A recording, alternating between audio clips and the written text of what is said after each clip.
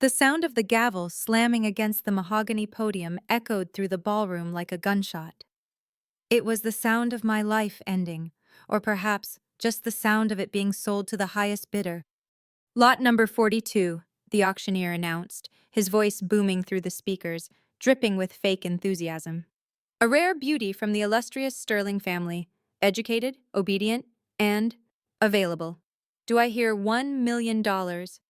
I stood center stage at the Pierre Hotel, blinded by the harsh spotlights that cut through the darkness of the grand ballroom. I felt less like a human being and more like a prize horse at a Kentucky breeder's market. My father, Richard Sterling, had forced me into this white silk dress backless, slit high up the thigh, designed to show off the merchandise. The air conditioning was freezing, biting at my exposed skin, but beads of cold sweat trickled down my spine. Below the stage, the elite of New York's high society sat in the shadows, sipping champagne that cost more than a teacher's annual salary. I couldn't see their faces, only the glint of diamonds and the predatory shine of greedy eyes. They weren't here for charity. They were here for the spectacle of the Sterling family's fallen angel being auctioned off to save her father's crumbling empire. 1 million, thank you, sir. Do I hear 2? 2 million, a voice called out from the back. My father was standing in the wings, just out of the spotlight. I could see the desperate, manic gleam in his eyes. He made a subtle hand gesture, signaling me to smile. Smile, he mouthed. Sell it. I didn't smile. I locked my jaw, staring straight ahead at the exit sign glowing red in the distance. My hands were balled into fists at my sides, my nails digging into my palms so hard I could feel the sharp sting. Just wait, I told myself. Just a few more minutes. $5 million. The room went silent. A murmur of excitement rippled through the crowd like a wave. The figure rising from the front table was unmistakable. Baron von Roth, 70 years old, a real estate tycoon known for two things: his ruthlessness in evicting widows, and his taste for women young enough to be his granddaughters. He walked toward the stage, leaning heavily on a cane topped with a golden lion's head. He didn't look at the auctioneer. He looked at me. His gaze felt like physical slime crawling over my skin. 5 million, von Roth repeated, his voice raspy, like dry leaves scraping together. But I want to inspect the goods first. The crowd laughed, actually laughed, as if this were a comedy show. My stepmother, Victoria, sitting in the front row next to my half-sister Chloe, covered her mouth with a delicate lace fan to hide her smirk. Finally, I heard her whisper loud enough for the first 3 rows to hear. At least she's worth something to someone. God knows she's been a parasite on our family long enough. Go on, Elena, Chloe added, swirling her wine glass. Don't be rude to the Baron, he's paying off Daddy's gambling debts. Von Roth stepped onto the low stage. The security guards didn't stop him. In this room, money was the only law. He stopped inches from me. I could smell the stench of expensive scotch and old, decay-like cologne. He reached out, his hand shaking slightly, and grabbed my chin. His fingers were cold and rough. He turned my face left, then right, examining me as if checking a car for scratches. Good bone structure, he muttered, loud enough for the microphone to pick up. A bit skinny, but I can fatten you up or break you in, whichever comes first. The humiliation hit me like a physical blow to the stomach. Bile rose in my throat. I wanted to scream, to slap his hand away, to drive my heel into his instep, but I couldn't. Not yet. The clock on the back wall read 11:52 p.m. 8 minutes. I needed 8 more minutes. Please, I whispered, my voice barely audible. Don't touch me. Von Roth chuckled. I just bid $5 million for you. Sweetheart, I own the right to touch whatever I want. He leaned in closer, his breath hot on my ear. Tonight, you're going to learn what it means to serve a master. Sold! The auctioneer began to shout, raising his gavel. 5 million to Baron von Roth going once. 10 million. The voice was cold, sharp, and cut through the heated atmosphere like a blade of ice. The gavel hovered in midair. Every head in the room turned toward the double doors at the back of the ballroom. Julian Blackwood stood there. He looked like he had just stepped out of a chaotic boardroom meeting and walked straight into hell, looking for someone to fire. His black tuxedo fit his broad shoulders perfectly, but his tie was slightly loosened, giving him an air of dangerous nonchalance. He was the Wolf of Wall Street, the man who had devoured 3 corporations before breakfast this morning, and he was the Sterling family's sworn enemy. My breath hitched. Julian, the man I had once thought— No, that was a lifetime ago. He walked down the center aisle, the crowd parting for him like the Red Sea. He didn't look at the Baron. He didn't look at my father. His eyes dark, intense, unreadable, were locked onto mine.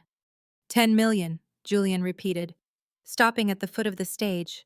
He looked up at me, his expression twisting into a sneer of pure disdain. I need a new cleaner for my penthouse. The toilets aren't going to scrub themselves. The room gasped. Mr. Blackwood? The auctioneer stammered. This is a charity auction for a date with Miss Sterling, not for labor. I'm buying her time, aren't I? Julian asked, his voice smooth but laced with venom. What I do with that time is my business. If I want her to scrub floors until her hands bleed, that's what she'll do. It's certainly more than she's ever done in her life. My heart hammered against my ribs. He hated me. He truly, deeply hated me. And why wouldn't he to him? I was just a Sterling, the daughter of the man who had tried to ruin his father.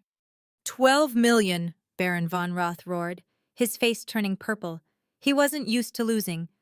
She's mine. Blackwood, I saw her first. 15 million, Julian countered instantly, not even blinking. He took a sip from a glass of champagne he had snatched from a passing waiter's tray. Go home, Baron. It's past your bedtime. You might break a hip. 20 million, the Baron screamed, slamming his cane onto the stage floor. My father, Richard, rushed out from the wings. He couldn't help himself. $20 million. That wasn't just debt relief, that was profit. He ran up to the microphone, pushing the stunned auctioneer aside. Gentlemen, gentlemen, Richard panted, sweating profusely under the lights. He looked from the Baron to Julian, his greed overcoming any shred of paternal instinct. Why fight? There is plenty of Elena to go around. Perhaps we can work out a sharing arrangement, weekdays for the Baron, weekends for Mr. Blackwood.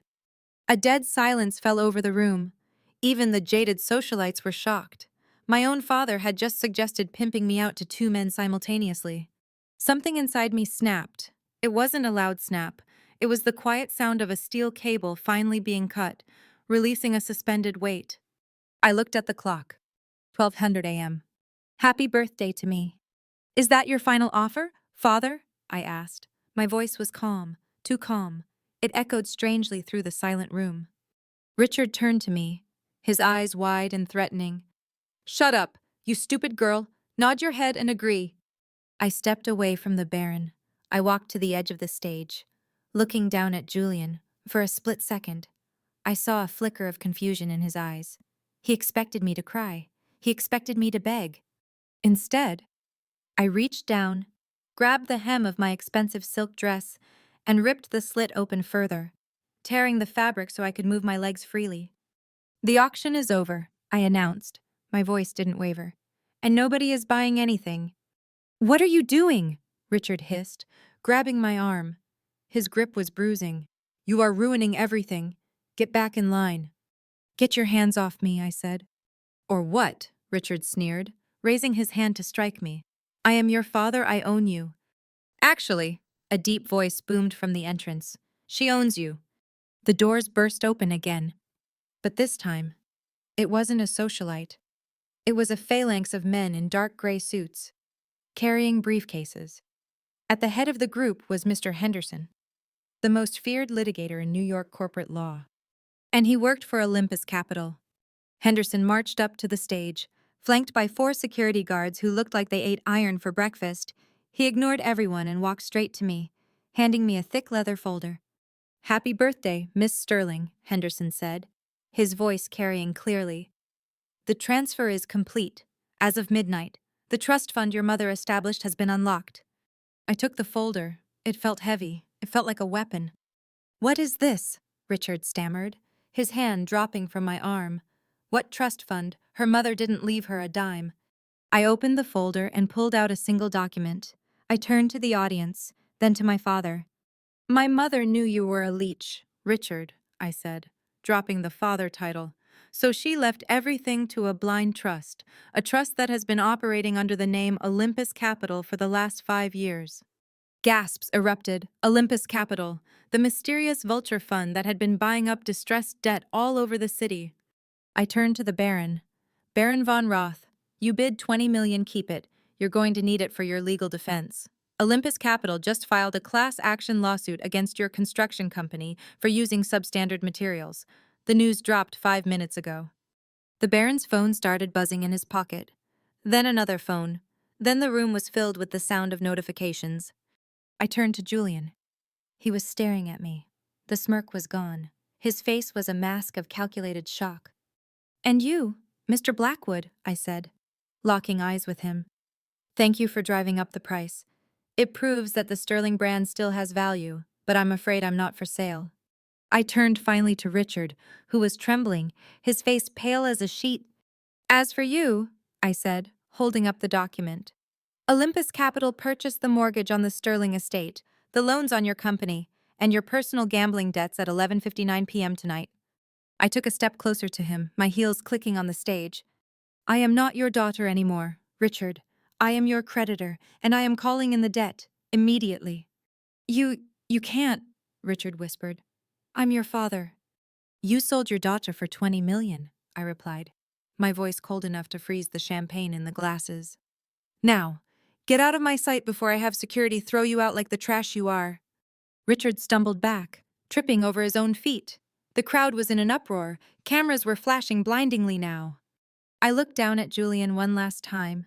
He raised his glass to me, a slow, dark smile spreading across his face. It wasn't a friendly smile. It was the smile of a predator recognizing another predator. Well played, Athena, he mouthed. He knew. My blood ran cold. He knew the name. But I didn't have time to process it. I turned to the security team. Clear the room, I ordered, and strip my stepmother and sister of any jewelry they are wearing. It belongs to the company now. As the chaos erupted, I stood alone on the stage, the master of the wreckage. The game had officially begun. The ballroom of the Pierre Hotel did not descend into chaos. It exploded into it. Execute the seizure, I commanded, my voice cutting through the stunned silence like a diamond cutter through glass. Mr. Henderson snapped his fingers. The 4 security guards who had flanked him didn't hesitate. They moved with the terrifying precision of a military unit, splitting into 2 pairs. 2 headed for my stepmother, Victoria. 2 headed for my half-sister, Chloe. Don't you dare come near me, Victoria screeched, backing into a table of champagne flutes. The glass shattered, sending crystal shards scattering across the polished floor. Do you know who I am? I am Mrs. Richard Sterling. I will have you all arrested for assault. It isn't assault, Mrs. Sterling, Henderson said calmly, adjusting his glasses as he consulted the document in his hand. It is asset recovery. Clause 14, Section B of the loan agreement your husband signed 3 years ago. All personal property, including jewelry, vehicles, and real estate, serves as floating collateral in the event of a default. And as of midnight, you are in default. One of the guards, a man with a neck the size of a tree trunk, reached out. He didn't grab Victoria's arm. He grabbed the diamond necklace worth $250,000 resting on her collarbone. No, that's a Van Cleef! Victoria howled, clawing at the guard's hand. Her perfectly manicured red nails raked across his skin, but he didn't even flinch. With a sharp, efficient tug, the clasp gave way. The necklace came free. Inventory item number 1, the guard stated monotonically, dropping the glittering stones into an evidence bag held by his partner. Mom! Chloe screamed from the other side of the room. She wasn't faring any better. A female guard had pinned her wrist to the table. Chloe was kicking and thrashing, her designer heels leaving scuff marks on the floor. Get off me! You can't take this! It's my birthday present, Daddy gave it to me. Actually, I said, speaking into the microphone that I still held, amplifying my voice over their screams. He bought it with company funds, technically. That 10-carat sapphire ring belongs to the shareholders, and since I am now the majority shareholder, I want it back. Take it off, the female guard ordered. I can't, it's stuck, Chloe lied, tears streaming down her face, ruining her professional makeup. Soap, I said coldly. The guard grabbed a bottle of expensive mineral water from the table, splashed it over Chloe's hand, and yanked the ring off. Chloe let out a shriek that sounded less like pain and more like the death rattle of her social status. Flashbulbs popped in rapid succession. The elite of New York, who had been sipping wine with these women 5 minutes ago, were now live-streaming their humiliation. This was the currency of the Upper East Side Schadenfreude, taking pleasure in the misery of others. Stop it immediately. My father, Richard, finally snapped out of his catatonic shock. His face was a mask of purple rage. The veins in his neck bulged as he charged up the stairs of the stage toward me. He looked like a madman, his tuxedo disheveled, his eyes bloodshot. "You ungrateful, treacherous little bitch!" he roared, raising his hand. It was the same hand that had struck me when I was 10 for spilling juice on the carpet, the same hand that had signed the papers to sell me tonight. I will kill you with my own hands. He lunged at me. I didn't move, I didn't flinch, I didn't even blink. I didn't have to. A shadow moved from my right. It was my personal bodyguard, a former Navy SEAL I had hired 6 months ago precisely for this moment. Crack! The sound was sickeningly loud, amplified by the acoustics of the ballroom. It wasn't the sound of a bone breaking, but the sound of a shoulder being forcibly dislocated from its socket. Ah! Richard's scream tore through the air. He collapsed to his knees, his right arm dangling uselessly at an unnatural angle. My bodyguard held him there, twisting the good arm behind his back, forcing his face down toward the polished wood of the stage floor right next to the hem of my torn dress. Careful, I said, looking down at my father's contorted face. The lawsuit for assaulting a creditor is significantly worse than debt evasion. Richard, you really don't want to add battery to your resume. You monster! Richard wheezed, spit flying from his mouth. I gave you life. And tonight, you tried to sell it, I replied, crouching down so I was eye level with him. We are even. Below the stage, the chaos had taken a different turn. Baron von Roth was not screaming. He was staring at his phone, his face draining of all color until he looked like a wax figure melting under heat. My stocks, he whispered. Then he yelled, my stocks. Trading suspended. Julian Blackwood's voice cut in. Julian was leaning against a pillar, watching the scene with a glass of scotch in his hand, looking like he was at the theater. The SEC just announced a probe into your offshore accounts, Baron, and that class action lawsuit regarding the structural integrity of your latest skyscraper. It's trending #1 on Twitter, at Von Roth Collapse. No. The Baron clutched his chest. He dropped his cane. My heart. My pills. He swayed and then collapsed onto the carpet, twitching. Call 911, someone shouted. Don't bother, I said into the mic. His ambulance is already downstairs. I called them 10 minutes ago. I knew a man of his age couldn't handle the excitement of losing everything. Paramedics rushed in, not the hotel staff, but a private team I had paid for. They loaded the gasping billionaire onto a stretcher. As they wheeled him past me, I leaned over the edge of the stage.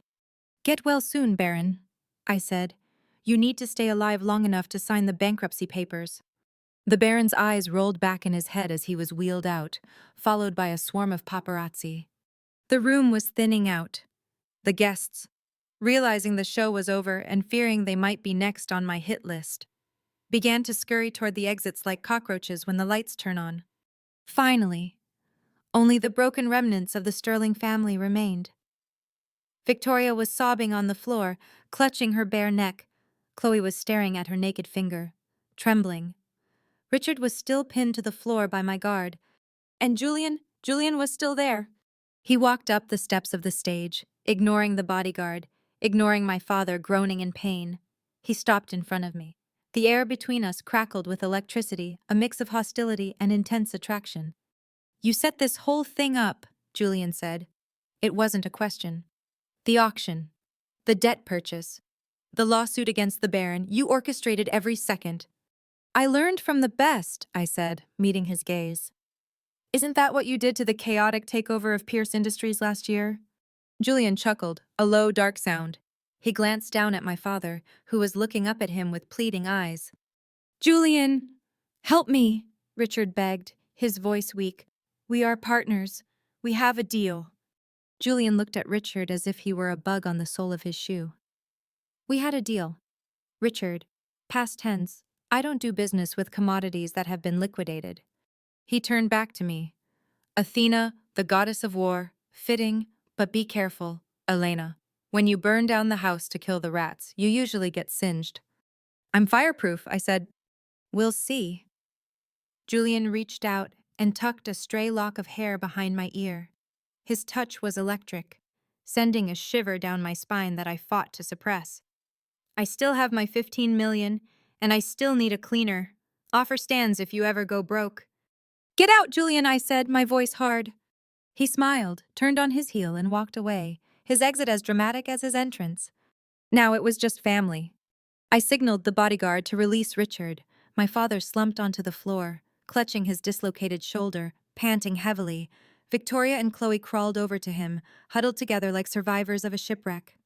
Listen to me closely, I said, my voice dropping to a deadly whisper that echoed in the empty ballroom. Because I am only going to say this once. They looked up at me. Fear. Pure. Unadulterated fear. For the first time in my life. They weren't looking at Elena the failure, they were looking at their owner.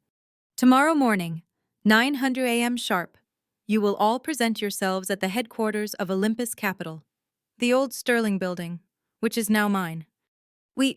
We can't, Victoria sobbed. We have nothing, you took the car keys.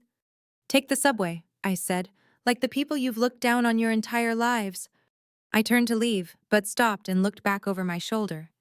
And Richard? My father looked up, sweat dripping from his pale nose. Don't be late, I said.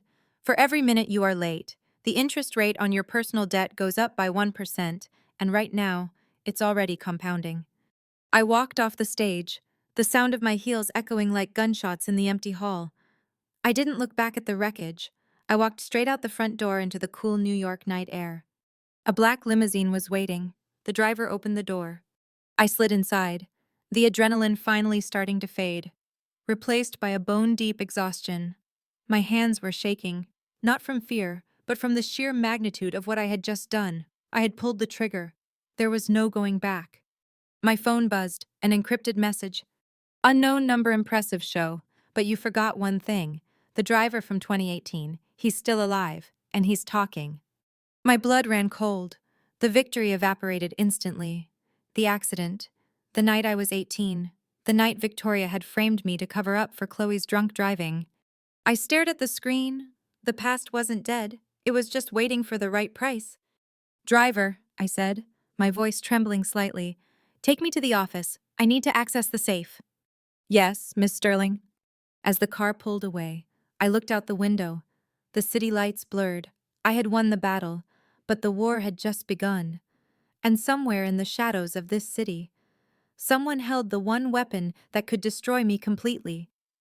The F train smelled of stale urine, cheap disinfectant, and the crushing despair of the morning rush hour.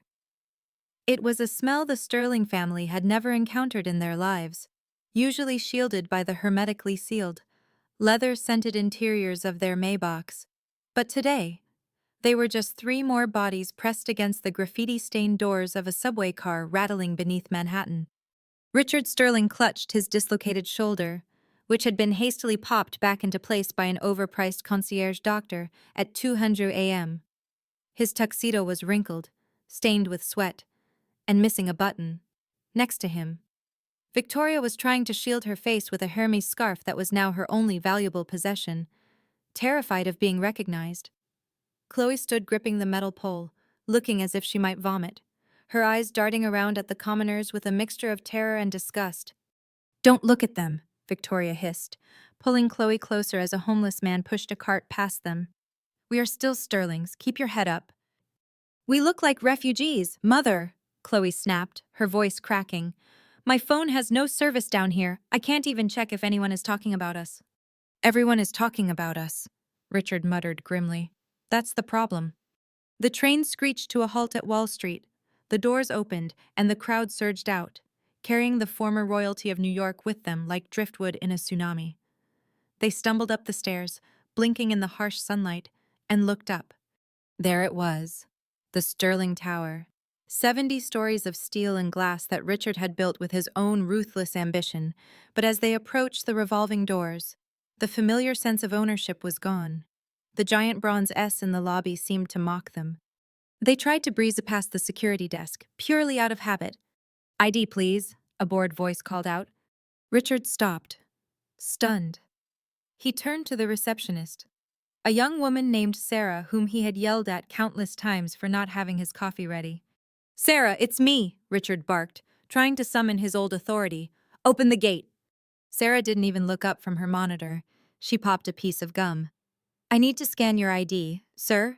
Building policy for visitors." "Visitor," Victoria shrieked. "We own this building." "Actually, Olympus Capital owns the building," Sarah corrected, finally looking up with a glint of satisfaction in her eyes.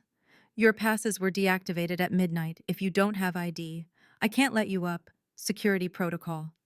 A group of junior analysts walking by slowed down, whispering and pointing. Richard turned red.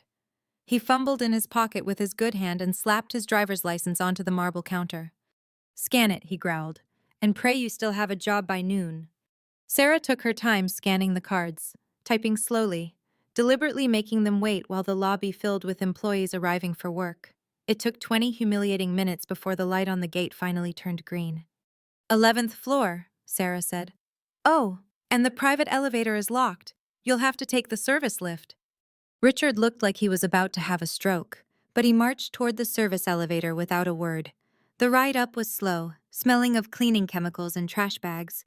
When the doors finally opened, they weren't in the plush executive suite they expected, they were in the waiting area. And they waited. 9 o'clock became 10. 10 became 11. No water, no coffee. Just the silent judgment of the administrative assistants walking back and forth. Finally, at 11:30, the double mahogany doors to the CEO's office swung open, not by a secretary, but by a bodyguard. "She will see you now." They walked in. The office was vast, with floor-to-ceiling windows overlooking the Hudson River. Elena was sitting at the massive oak desk, Richard's old desk. She looked immaculate in a sharp white suit, looking like the CEO she was born to be. But she wasn't working, she was eating. A spread of pastries, truffles, and imported fruits covered the desk. The smell of fresh coffee and buttery croissants filled the air, assaulting the stomachs of the starving Sterling family. "You're late," Elena said. Not looking up from her iPad, she took a bite of a strawberry. "We were downstairs for 2 hours," Victoria exploded. "Your receptionist." "Followed protocol," Elena cut in, finally raising her eyes.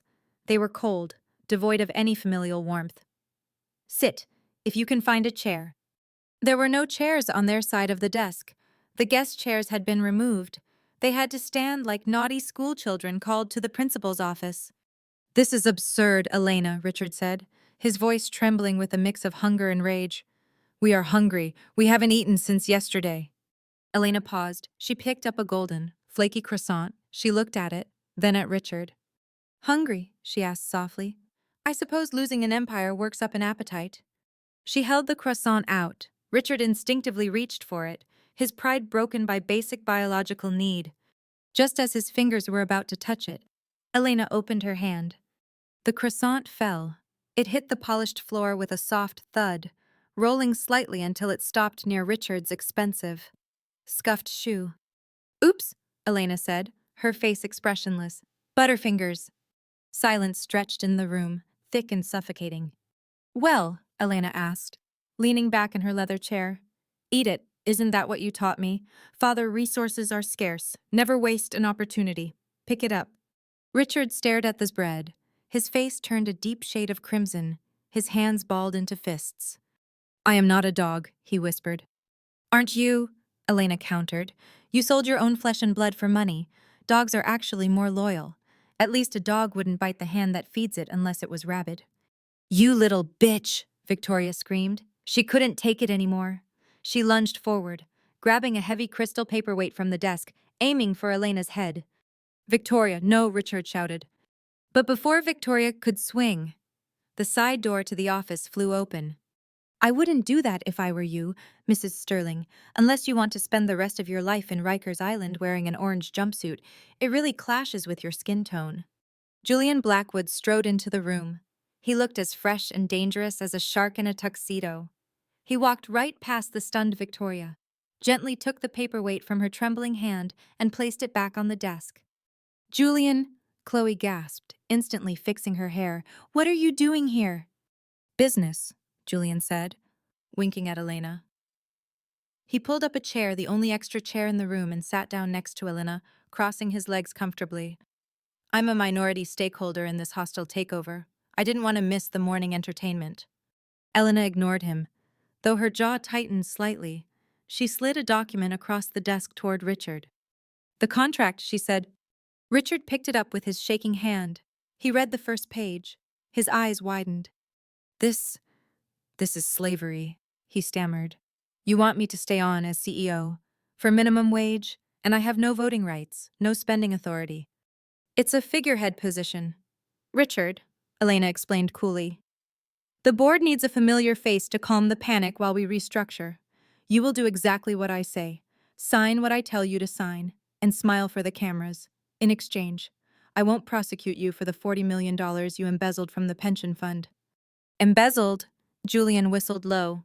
"Naughty boy. Richard, that's federal prison time, 20 years, minimum." Richard looked at Julian, then at Elena. He saw no mercy in either of them. He was trapped. "Where do I sign?" he defeatedly whispered. "Page 40, Elena said, handing him a cheap plastic pen instead of his usual Mont Blanc. Richard signed. The scratching of the pen sounded like a coffin lid being nailed shut. "Excellent," Elena said, snatching the contract back. "Now, get out. You have work to do. Your office is now in the basement, next to the mailroom. I've had your things moved." "The basement?" Victoria gasped. "It's quiet down there," Elena shrugged. "Good for concentration." As the defeated trio turned to leave, Chloe lingered. She looked at Julian. Desperation etched all over her face. She adjusted her dress to show more cleavage and stepped closer to him. "Julian," she purred, her voice trembling. "You can't possibly be working with her. She's crazy. Call me later, I can tell you things about her. Secrets." Julian looked at her. He didn't look angry. He looked bored. He reached into his pocket, pulled out a handkerchief, and covered his nose. "Do you smell that, Elena?" he asked, looking at me. "It smells like desperation and cheap perfume, very pungent." Chloe turned pale. Tears welled up in her eyes. She turned and ran out of the room, slamming the door behind her. Elena let out a long breath, the mask slipping just a fraction. She looked at Julian. "You didn't have to be that cruel." "I hate inefficiency," Julian replied, putting the handkerchief away. "And she was wasting my oxygen." He stood up and walked to the window, looking out at the city. "You handled them well, but Richard signed too quickly. He's plotting something." "Let him plot," Elena said, standing up. "He has no power." "Desperate men create their own power. Elena, never forget that." Julian turned back to her, his expression serious. "And speaking of desperation, why did your hand shake when you checked your phone in the car last night?" Elena froze. He had seen it. "I was tired," she lied. "You don't get tired," Julian countered. Stepping closer, he invaded her personal space, his height towering over her. "You get angry. You get calculated. You don't get shaky. Who texted you?" "It's none of your business," Elena snapped, turning away. Buzz. Her phone, lying on the desk between them, lit up. It wasn't a text this time, it was an image.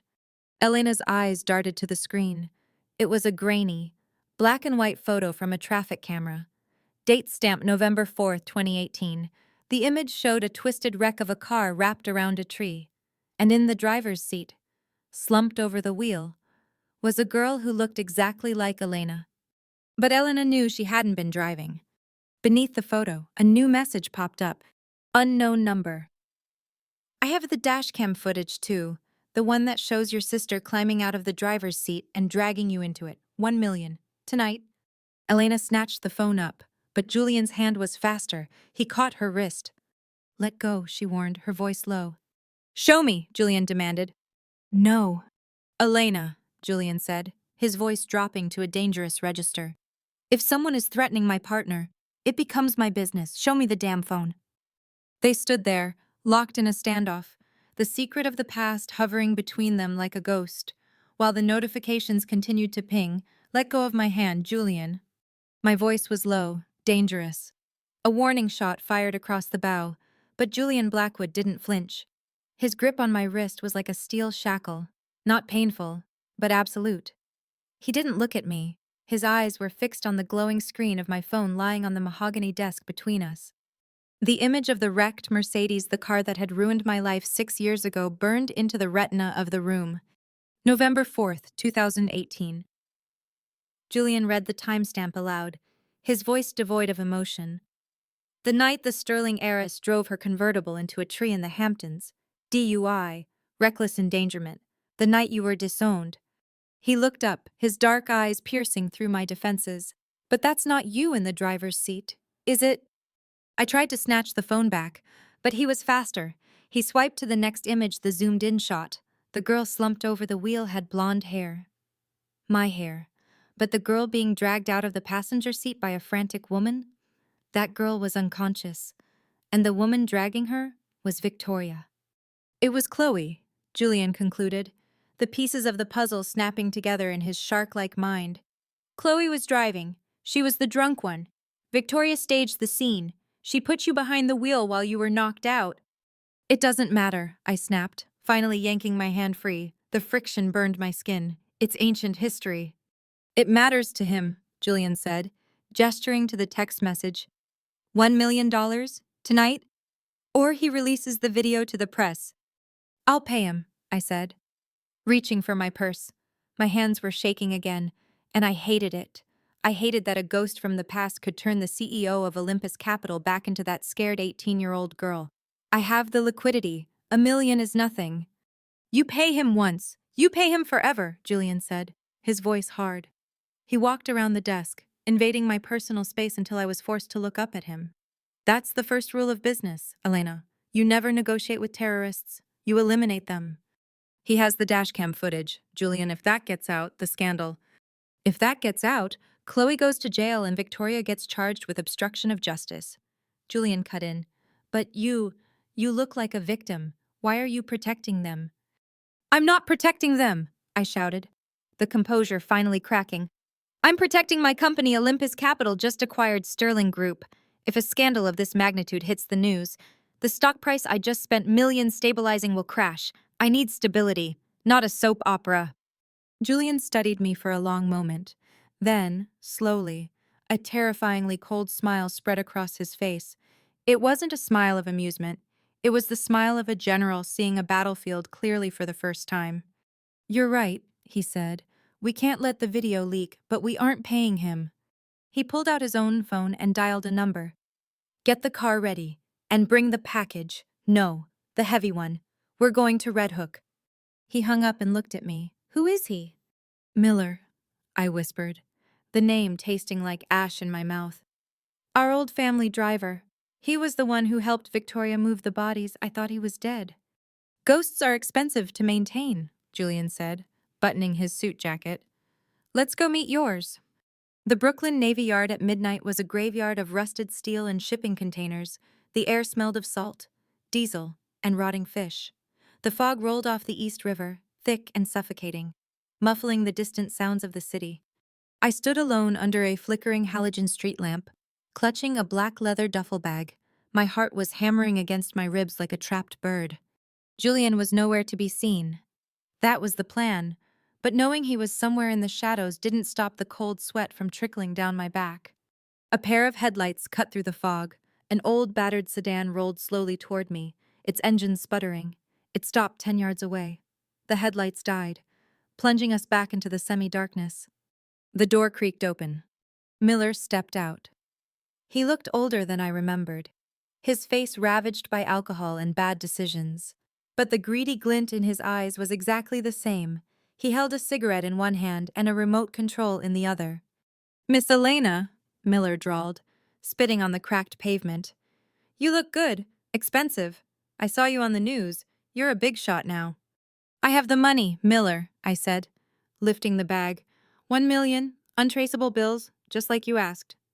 Good girl, Miller grinned, revealing yellowed teeth. You always were the obedient one, unlike that sister of yours, screaming like a banshee that night. Give me the drive, I demanded, keeping my voice steady. Money first, Miller said. Stepping closer, he looked around suspiciously. You come alone. No cops. I'm not stupid, Miller. Cops mean press. Press means scandal. I just want this over. He seemed satisfied. He walked up to me, the smell of cheap whiskey wafting off him. He reached for the bag. Pass it here. I held on to the strap, the drive, and the cloud backup password. Miller laughed, a harsh, barking sound. He reached into his jacket pocket and pulled out a USB stick. Here, no backups, I'm an honest criminal. I tossed the bag at his feet. It landed with a heavy thud. Miller eagerly knelt down. Unzipping it, he expected to see stacks of Benjamin Franklin's. What he saw was neatly cut stacks of newspaper, with a single $1 bill taped to the top of each bundle. Miller froze. The air around us seemed to drop 10 degrees. What is this? He whispered, his voice trembling with rage. He looked up, his eyes wide with disbelief. You think this is a game? You think I won't ruin you? I think you overestimated your leverage, I said, stepping back. You're trying to blackmail a billionaire with a traffic violation. Miller, it's pathetic. I'll burn you, Miller screamed, lunging at me. He pulled a switchblade from his belt, the blade gleaming under the street lamp. I'll cut that pretty face of yours. He was fast for a drunk. He slashed the knife through the air, aiming for my face. I didn't scream. I didn't run. I had spent the last 5 years preparing for a war, not a tea party.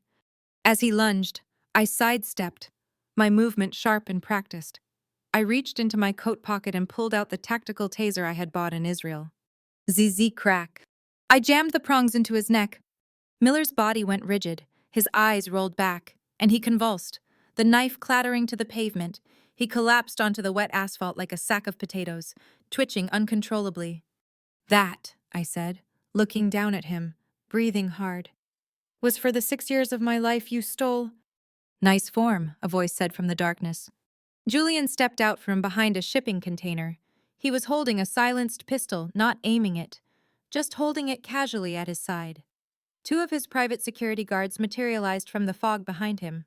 Julian walked over to Miller, who was groaning and trying to crawl away. Julian placed his expensive Italian leather shoe on Miller's hand, the one reaching for the knife, and applied pressure. Ah! Miller screamed. Quiet, Julian said softly. He crouched down, picking up the USB drive from the puddle where it had fallen. He tossed it to me. Is this everything? He said no backups, I said, pocketing the drive. He's lying, Julian said. He looked at Miller. Where is the laptop? Miller, the one you used to upload your little insurance policies. Go to hell, Miller spat. Julian sighed. He looked at his security guards. Gentlemen, Mr. Miller here is very confused. Please take him for a ride and help him remember where he keeps his electronics, and make sure he understands that if any footage leaks, his next ride will be in the trunk of a car to the bottom of the Hudson. No, wait, Miller stammered as the guards hoisted him up by his armpits. It's in the car, under the seat. The laptop is in the car. The guards dragged him toward his sedan. Julian walked over to the car, retrieved a battered laptop, and smashed it against the concrete barrier until it was nothing but plastic shards and silicone dust. He dusted off his hands and turned to me. Done, he said. Done, I repeated. The adrenaline was fading, leaving me lightheaded. I leaned against the cold metal of the streetlight. Thank you. Don't thank me yet, Julian said. He walked over to me, his expression unreadable. You realize what just happened, right? You assaulted a man. You conspired to destroy evidence. You are officially dirty. Elena? I did what was necessary, I said, straightening my spine. You did, Julian agreed. He stepped closer, trapping me between him and the lamppost. The smell of the sea mixed with his cologne sandalwood and danger. But you have a problem. Miller is just a symptom. The disease is your family. They know your secrets, and as long as you are single, vulnerable, and legally exposed, they will keep coming for you, or someone else will. I can handle them, I insisted, though my voice lacked conviction. Can you? Julian reached out, his fingers brushing the pulse point on my neck. My heart rate spiked. Tonight it was a drunk driver. Tomorrow it could be a federal investigation triggered by your father, or a scandal fabricated by your sister. You need a shield, Elena. An ironclad, legal shield that makes you untouchable. I looked up at him, confused. What are you talking about? Julian reached into his jacket pocket. I tensed, expecting a weapon or another document. Instead, he pulled out a small velvet box. He didn't kneel. That wasn't his style. He simply flipped the lid open with his thumb. Inside sat a diamond ring that looked heavy enough to sink a small boat. It wasn't a romantic diamond. It was a cold, flawless, architectural stone, a power ring. Marry me, Julian said. I stared at him. Excuse me? It's a business proposal, Julian said, his eyes locking onto mine with intense seriousness. A strategic merger. You need protection from the vultures circling your family. I need a wife to unlock the final clause of my grandfather's trust fund, which grants me control over the Blackwood media empire. We get married. You get the protection of the Blackwood name. Nobody sues a Blackwood without thinking twice. I get my inheritance. You want a fake marriage? I asked, incredulous. I want an alliance. Julian corrected. A partnership of equals. We rule New York together. We destroy our enemies together, and behind closed doors, we do whatever we want. He leaned in, his lips inches from my ear. Admit it, Elena. You don't want a husband who brings you flowers. You want a husband who helps you bury the bodies. My breath hitched. He was right. God help me, he was right. What are the terms? I asked, my voice barely a whisper. Strictly business, Julian smiled, the predator returning. Unless you want to renegotiate the physical assets clause later. He took the ring out of the box and took my left hand. He didn't ask for permission. He slid the ring onto my finger. It fit perfectly, like a handcuff or a knuckle duster. Welcome to the family, Mrs. Blackwood, he whispered. Don't get cocky, I replied, looking at the diamond glittering under the street lamp. I haven't said yes yet. You will, Julian said, turning to walk back to his car. Because the police are coming to pick up Miller for attempted assault, and you don't want to be here when they arrive. My car, now. I looked at Miller being restrained by the guards, then at the flashing lights approaching in the distance. I looked at the ring on my finger. I followed him. The game had just changed. I wasn't just a player anymore. I was part of the house, and the house always wins. Clause 34, Section C, the lawyer droned, his voice dry as dust. In the event of a dissolution of marriage initiated by the husband within the first 5 years, the wife is entitled to a payout of $50 million. However, if the dissolution is due to the wife's infidelity, the payout is zero, and she forfeits all shares in the joint venture. Double it, I said, not looking up from the document. I was sitting in the library of Julian's penthouse at 3:00 a.m., holding a Mont Blanc pen like a dagger. If he cheats, I want $100 million and control of his media conglomerate's board. Julian, sitting across from me with a glass of scotch, let out a low whistle. $100 million. You think highly of yourself, Elena. I think highly of my time, Julian, I shot back, meeting his gaze. You're buying my reputation to sanitize yours. That's a premium service. Julian smirked, swirling the amber liquid in his glass. He looked at his lawyer. Precise. I like it. Give her the $100 million clause. I don't plan on getting caught. Getting caught? I raised an eyebrow. So you plan on cheating? I plan on living my life, Julian replied smoothly, which brings us to Clause 44, cohabitation and intimacy. The lawyer cleared his throat, clearly uncomfortable. Ah, yes. The contract states that while a shared residence is required for public appearances, there is no, marital duty required in the bedroom. Separate wings of the estate are designated. Perfect, I said, signing the page with a flourish. I prefer sleeping alone. I move a lot. However, Julian interjected, leaning forward, his eyes gleaming with mischief. Clause 45 requires convincing public affection, hand-holding, kissing, attending galas. If the press suspects a sham, the contract is void. I can act, I said coldly. I pretended to love my father for 20 years. Pretending to tolerate you will be a walk in the park. We'll see, Julian murmured. Sign it. Mrs. Blackwood. The press release goes out at dawn. I looked at the final signature line. Elena Sterling Blackwood. It looked like a prison sentence, but it also looked like armor. With this name, my father couldn't touch me. With this name, I was untouchable. I signed. At 7:00 a.m., the internet broke. The headline on the Wall Street Journal read, "The Merger of the Century, Blackwood and Sterling Unite in Power Marriage." The photo was a masterpiece of manipulation. It was taken moments after we left the lawyer's office. Julian had grabbed my waist, pulling me close to shield me from a paparazzi flash. In the photo, I looked fragile, and he looked protective.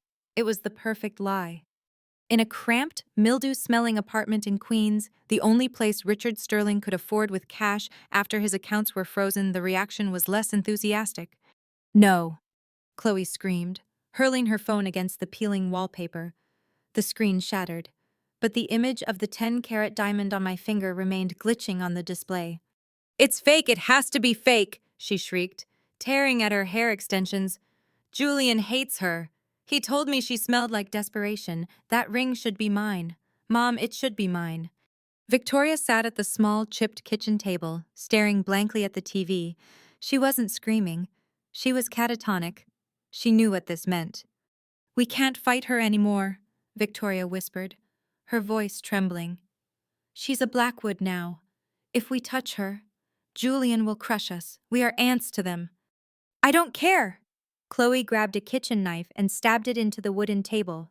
"I will ruin her wedding. I will show the world who she really is.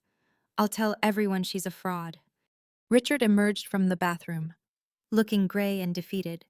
"Put the knife down, Chloe. You won't do anything, because if you do, I lose my job, and this," he gestured to the roach-infested room, "is luxury compared to the street." By noon, a courier arrived at my office. He didn't carry a package. He carried a single, heavy envelope made of black vellum, sealed with red wax. The Blackwood crest was stamped into it. Inside was a card, handwritten in calligraphy so sharp it looked like it could cut skin. "Elena. T. 4:00 p.m. The Blackwood Estate. Do not be late, and wear something appropriate. That white suit you wore yesterday was gaudy, Valin Blackwood." I showed the card to Julian. He grimaced. "Mother," he said, the single word carrying a weight of dread. "She's seen the news, and she's not happy. She wanted me to marry a DuPont or a Rockefeller. You are damaged goods in her eyes." "She sounds charming," I said, tossing the card onto my desk. "She's a shark, Elena," Julian warned, his voice serious. "I'm a wolf, but she's a great white. She eats interns for breakfast and spits out their bones. She will test you. Do not let her see you bleed." "I don't bleed." I adjusted my blazer. "I make others bleed." The Blackwood estate on Fifth Avenue wasn't a house. It was a fortress of old money. The butler who opened the door looked at me with thinly veiled disdain, as if I were a door-to-door salesman trying to sell cheap vacuum cleaners. "Madam is in the conservatory," he intoned. I walked through the marble hallway, the heels of my Louboutins clicking rhythmically. The walls were lined with portraits of dead Blackwood ancestors, all staring down at me with judgment. In the conservatory, surrounded by rare orchids that probably cost more than my college tuition, sat Evelyn Blackwood. She was 60, but looked 40 thanks to the best surgeons in Switzerland. She wore a simple gray dress that whispered quiet luxury, and a string of pearls that were undoubtedly real. She didn't look up as I entered. She continued pouring tea from a silver pot. "Sit," she commanded softly. I sat. "Sugar?" she asked. "Black," I replied. "Like my coffee and my soul, apparently." Evelyn finally looked up. Her eyes were exactly like Julian's, dark, intelligent, and utterly merciless. "You have a sharp tongue," she observed, sliding a porcelain cup toward me. "A pity your lineage isn't as sharp. A Sterling, the daughter of a gambler and a— What was your mother? A piano teacher." "A musician," I corrected, keeping my voice level. "And the woman who taught me how to spot a fake, whether it's a diamond, a melody, or a person. Or Evelyn smiled. It wasn't a nice smile. My son tells me this is a business arrangement, that you are useful. I suppose you are. You managed to humiliate your own father quite spectacularly. It shows a certain ruthlessness that is required in this family. I did what was necessary to survive, I said. Survival is for rats, my dear. Evelyn sipped her tea. Blackwoods don't survive. We rule. And to rule, one must have class. Tell me, do you know the difference between a Pinot Noir and a Merlot? Do you know which fork to use for escargot? Or did you skip those lessons while you were busy crawling out of the gutter? I know that the Blackwood stock portfolio is currently overexposed in Asian markets, I countered, leaning forward. And I know that your charity foundation is actually a tax shelter that is currently under audit by the IRS. Perhaps we should discuss that instead of snails. Evelyn's hand froze. The cup clattered slightly against the saucer.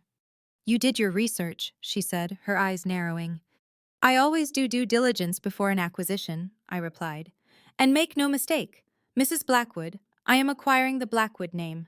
I intend to keep it spotless. Evelyn stood up. She walked around the table, her movements graceful and predatory. She stopped behind my chair.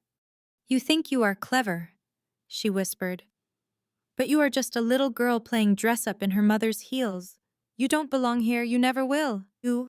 She reached for the wine decanter on the sideboard, a vintage 1945 Bordeaux. Oops, she said flatly. She tipped the decanter. The dark red liquid cascaded down. It didn't hit the floor. It poured directly onto my white silk blouse, soaking the fabric, turning it a deep, blood-red color. It was cold and sticky. Oh dear, Evelyn said, her voice dripping with fake sympathy. How clumsy of me. But then again, trash always attracts stains, doesn't it? I sat there for a second, feeling the cold wine seep into my skin. The old Elena would have cried. The old Elena would have run to the bathroom to clean up, apologizing for existing. But the old Elena was dead. I stood up slowly. I didn't wipe the stain. I picked up the silver teapot. It was still steaming hot. You are right, Evelyn, I said, turning to face her. Accidents happen. What do you think you are? Evelyn started, her eyes widening. I didn't throw it. I wasn't a savage. I simply walked over to her pristine white Persian rug, an antique worth at least $50,000, and tilted the pot.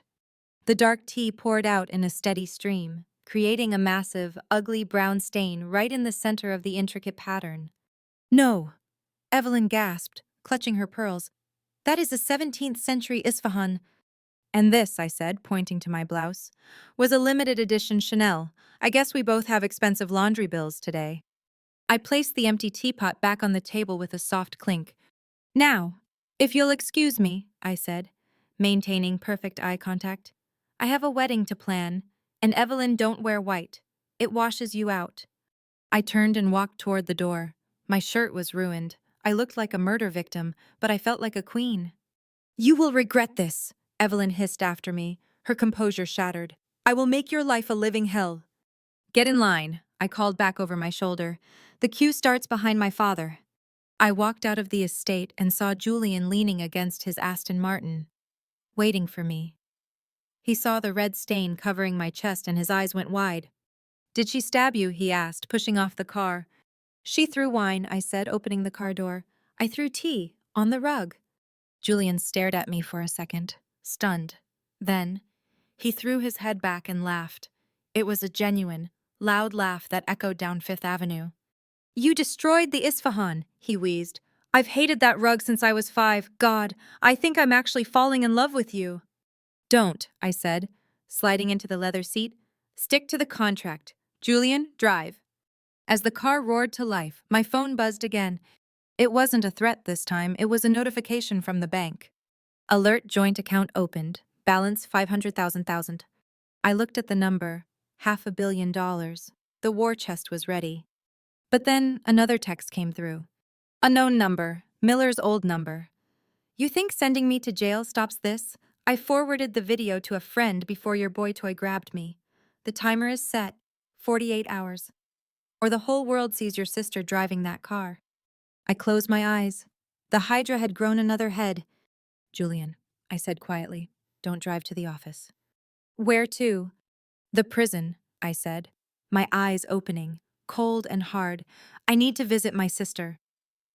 The visitation room at the Metropolitan Detention Center was a stark contrast to the plush velvet of the Blackwood estate. It was gray, cold, and smelled of industrial cleaner and stale sweat. A thick sheet of bulletproof glass separated my world, the world of freedom and money, from his. Miller sat on the other side. Wearing an ill-fitting orange jumpsuit, his face was bruised, a parting gift from Julian's security team before the police arrived, but his smirk was intact. He looked like a man who thought he held a royal flush, even while handcuffed to a steel table. I picked up the black plastic phone. You look terrible, Miller. Orange really isn't your color. Miller picked up his receiver, leaning forward until his breath fogged the glass. And you look expensive, Elena. Or should I call you Mrs. Blackwood now I saw the news? Moving up in the world. Cut the small talk, I said, my voice ice cold. Who is the friend who has the video? Miller laughed, a dry, rasping sound. You think I'm stupid if I tell you. I lose my leverage, right now. That video is my retirement fund, and my get-out-of-jail-free card. You are already in jail, Miller, I pointed out. And the charges are attempted extortion and assault with a deadly weapon. You're looking at 10 years, but I can make it 20. I have very good lawyers. And I have a timer, Miller shot back, his eyes narrowing. 46 hours left. If I don't check in with a specific code by then, my friend releases the footage to TMZ, the New York Times, and the NYPD. Imagine the headlines: billionaire bride framed sister for DUI. Your stock drops. Your marriage implodes. Poof! I leaned in, pressing my hand against the glass. You want money, I can give you more than you can spend in the commissary. It's not about money anymore, Elena, Miller sneered. It's about respect. You sterling people treated me like a dog for 20 years. Now I hold the leash. Who is he? I demanded again. Is it my father? Richard, Miller scoffed. That spineless coward, no. This guy, he's in your league. Or should I say, your husband's league. My stomach tightened. What does that mean? Miller glanced at the guard standing by the door, then lowered his voice. I used to drive for a lot of people before your dad hired me. I drove for a man who hates Julian Blackwood more than anything on this earth. When I got that video in 2018, I didn't just keep it. I shopped it around. He bought the exclusivity rights yesterday, right after you announced the engagement. Give me a name, I hissed. Miller smiled, revealing his yellowed teeth. Vane, Marcus Vane. The name hit me like a physical blow. Marcus Vane, the CEO of Vane Global, Julian's biggest competitor. The man who had tried to bankrupt Blackwood Media 3 times in the last decade. If Vane had that video, he wouldn't just use it to extort money. He would use it to destroy the merger, destroy Julian's reputation, and dismantle Olympus Capital piece by piece. You idiot, I whispered. You didn't sell it to an insurance policy. You sold it to a nuclear warhead. He promised me $5 million and a flight to Rio once the news breaks. Miller shrugged. Tick-tock, Elena. I slammed the receiver down, startling the guard. I didn't look back at Miller. I turned and walked out of the prison, my heels echoing on the concrete floor. The game had just escalated from a family feud to a corporate bloodbath. Vane. Julian's voice was dangerously quiet as he adjusted his cufflinks in the mirror of the presidential suite at the Plaza Hotel. We were preparing for the engagement party, the social event of the season. That's what Miller said, I replied, standing behind him. I was wearing a blood-red gown that clung to every curve, designed to look like liquid ruby. It was a dress meant for war. He says Vane has the video and a timer set for 48 hours. Julian turned around. His eyes were dark, burning with a cold fury I hadn't seen before.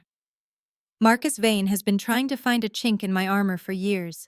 He knows he can't beat me in the market, so he's going for character assassination, if that video leaks. The moral clause in my grandfather's trust triggers. I lose the inheritance. I lose the company. And I lose Olympus, I added, because the SEC will investigate me for fraud. We have to stop him, Julian said, walking over to me. He placed his hands on my bare shoulders. His touch was heavy, possessive. Tonight, he'll be here. Here at our party. He wasn't invited, Julian said grimly. But Marcus never misses a chance to gloat. He'll come to see the fear in our eyes. He wants to see us sweat. Then we won't sweat, I said, lifting my chin. We'll freeze him out. Julian looked at me, a flicker of admiration crossing his face. You look dangerous in red, Mrs. Blackwood. I am dangerous, Mr. Blackwood, I corrected. Now, zip me up. We have a performance to give. The grand ballroom of the plaza was a sea of diamonds, tuxedos, and fake smiles. A string quartet played softly in the corner, drowned out by the murmur of gossip. Every eye turned as we appeared at the top of the grand staircase. Smile, Julian whispered, gripping my hand tight. Look like you worship the ground I walk on. I beamed at him, a look of pure adoration that didn't reach my eyes. Only if you look like you can't live without me.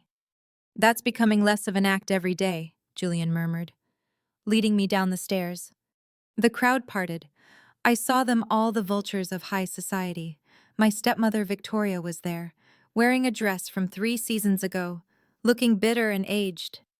My father Richard stood in the corner, holding a glass of water. Alcohol wasn't free for him anymore, looking terrified. Even Chloe had managed to sneak in, hiding in the shadows, her eyes red from crying. And then there was Evelyn Blackwood. My mother-in-law stood by the champagne fountain, holding court. She wore a white dress, a direct insult to the bride, and a smile that could cut glass. As we approached, she scanned my red dress with disdain.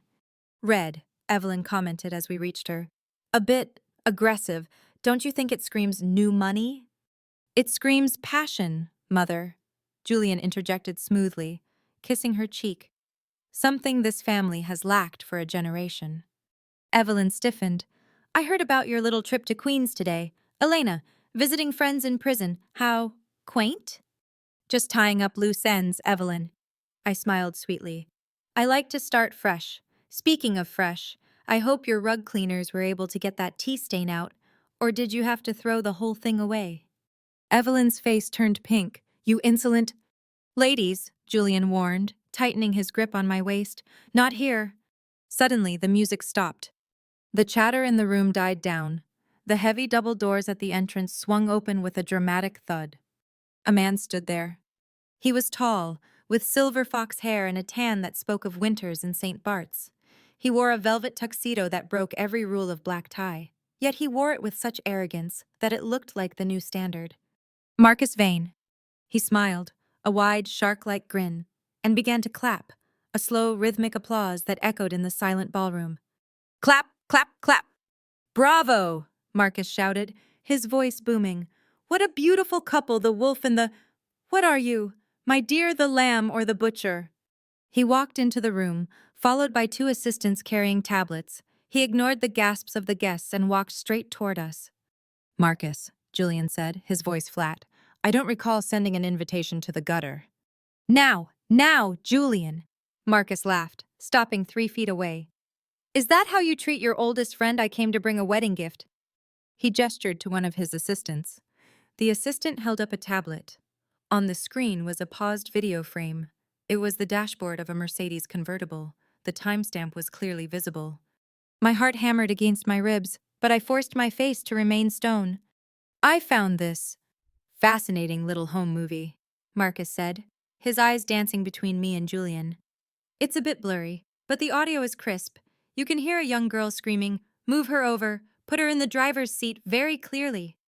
The guests were craning their necks, trying to see the screen. Victoria, standing in the crowd, turned white as a sheet. What do you want? Marcus, Julian asked, stepping in front of me, shielding me from the screen. I want to dance, Marcus said, his eyes locking onto mine over Julian's shoulder.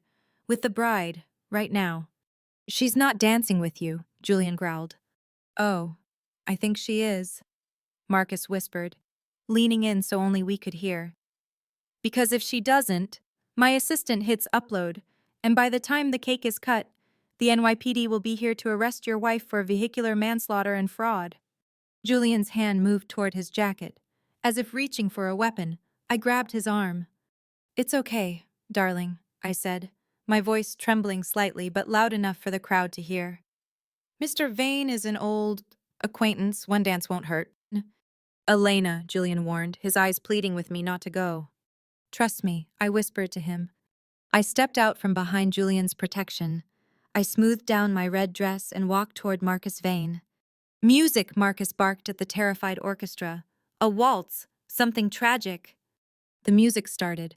Marcus grabbed my hand, his palm was sweaty. He pulled me close, too close, and began to lead me around the floor. You have guts, Marcus murmured as we spun. I like that. Julian is too boring for you. Get to the point, Marcus, I said, keeping a smile plastered on my face for the cameras. How much? Money, Marcus laughed. I have more money than God. I don't want your money. Elena, I want Julian's soul. He spun me around, dipping me low so my hair nearly brushed the floor. Here is the deal. He whispered into my ear while I was helpless in the dip. You are going to be my spy. You are going to give me the access codes to Julian's private server. You are going to help me destroy Blackwood Media from the inside. He pulled me back up, his grip bruising my waist. Do that, and the video disappears. Refuse, and you go to prison, and your sister, well, she goes down with you. You want me to betray my husband, I asked. Your fake husband, Marcus corrected. Don't pretend this is real. I know about the contract. I know everything. The song ended. Marcus let go of me. He bowed theatrically. You have 24 hours to decide, Mrs. Blackwood, he said loudly. Enjoy the party. He turned and walked away, leaving me standing alone in the center of the dance floor, under the blinding crystal chandelier. Julian was at my side in a second. What did he say? I looked at Julian. I looked at the crowd. I looked at my terrified family in the corner. He wants me to destroy you, I whispered. Julian's jaw tightened. And what are you going to do? I looked at the exit where Marcus had disappeared.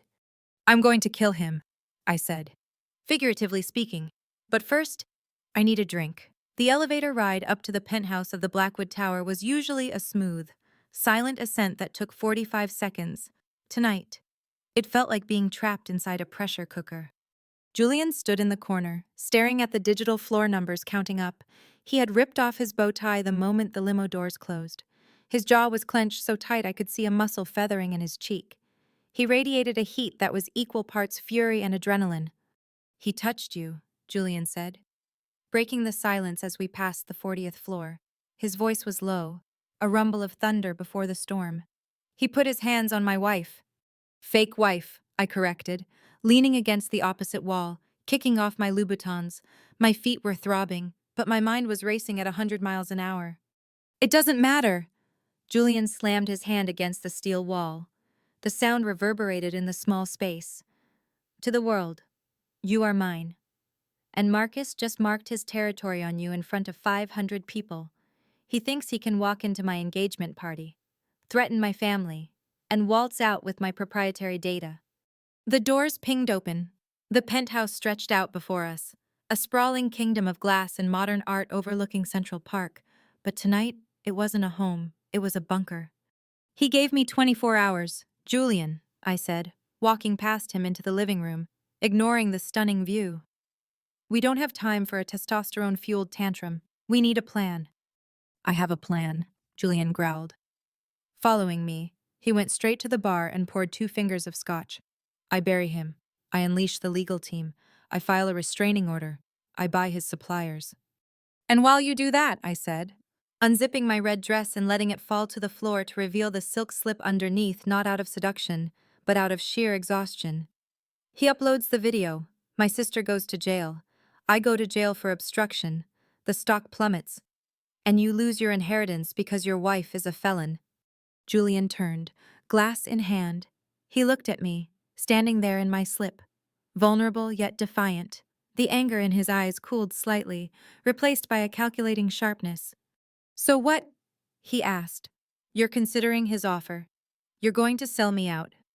Please, I scoffed, walking over to the massive oak dining table. I'd rather drink battery acid. Marcus Vane treated me like a pawn. I don't like being a pawn. Julian, I like being the queen. I grabbed a laptop from his bag and slammed it open on the table. He wants a spy. I looked up at Julian, a cold smile playing on my lips. Let's give him the best spy he's ever seen. Julian walked over, setting the glass down. He leaned over the table, his face inches from mine. Explain. Double agent, I said. I accept his deal. I tell him I'm terrified. I tell him I hate you. I promise to give him the access codes to your private server. You want me to give Marcus Vane access to Blackwood Media's mainframe? Julian looked at me like I was insane. Are you out of your mind? Not the real mainframe. I typed a command, pulling up a schematic. A honeypot, a dummy server. We build a mirror system. It looks real, feels real, has files that look confidential, but every file he downloads is a tracer. Every document he opens plants a virus in his system. Julian stared at the screen, then at me. The gears in his head were turning. A Trojan horse, he whispered. Exactly, I said. We don't just stop him, we let him in. We let him think he's winning. And when he transfers those files to his own network to analyze them, the virus executes. It wipes his database. It corrupts his backups. It bricks his entire operation. Julian was silent for a long moment. Then, a slow, dark grin spread across his face. It was the look of a man who had just found a weapon he didn't know he had. You are absolutely terrifying, he said. Is that a compliment? The highest one I can give? Good, I said, pulling up a chair. Now, take off that jacket. We have a fake server to build, and we have to make it look convincing enough to fool Vane's tech team. For the next 4 hours, the penthouse became a war room. The romantic wedding night atmosphere was obliterated. The bed covered in rose petals by the housekeeping staff in anticipation of our arrival was now covered in blueprints, financial reports, and 3 different laptops. We ordered takeout greasy Chinese food that we ate straight out of the cartons while debating coding structures and corporate bylaws. No, that's too obvious, Julian mumbled, a chopstick pointing at the screen. If you give him the financial records for Q3 immediately, he'll know it's a trap. Make him work for it. Put them behind a firewall that looks hard to crack but has a backdoor. Agreed, I typed furiously. I'll bury it under the human resources folder. Vane is arrogant. He thinks he's smarter than everyone. He'll enjoy the hunt. It was 3:00 a.m. The adrenaline was starting to fade, replaced by a strange, intimate hum in the air. We were sitting side by side on the floor, leaning against the foot of the bed. The room was lit only by the blue glow of the screens and the city lights outside. I stretched my neck, wincing at the stiffness. Here, Julian said.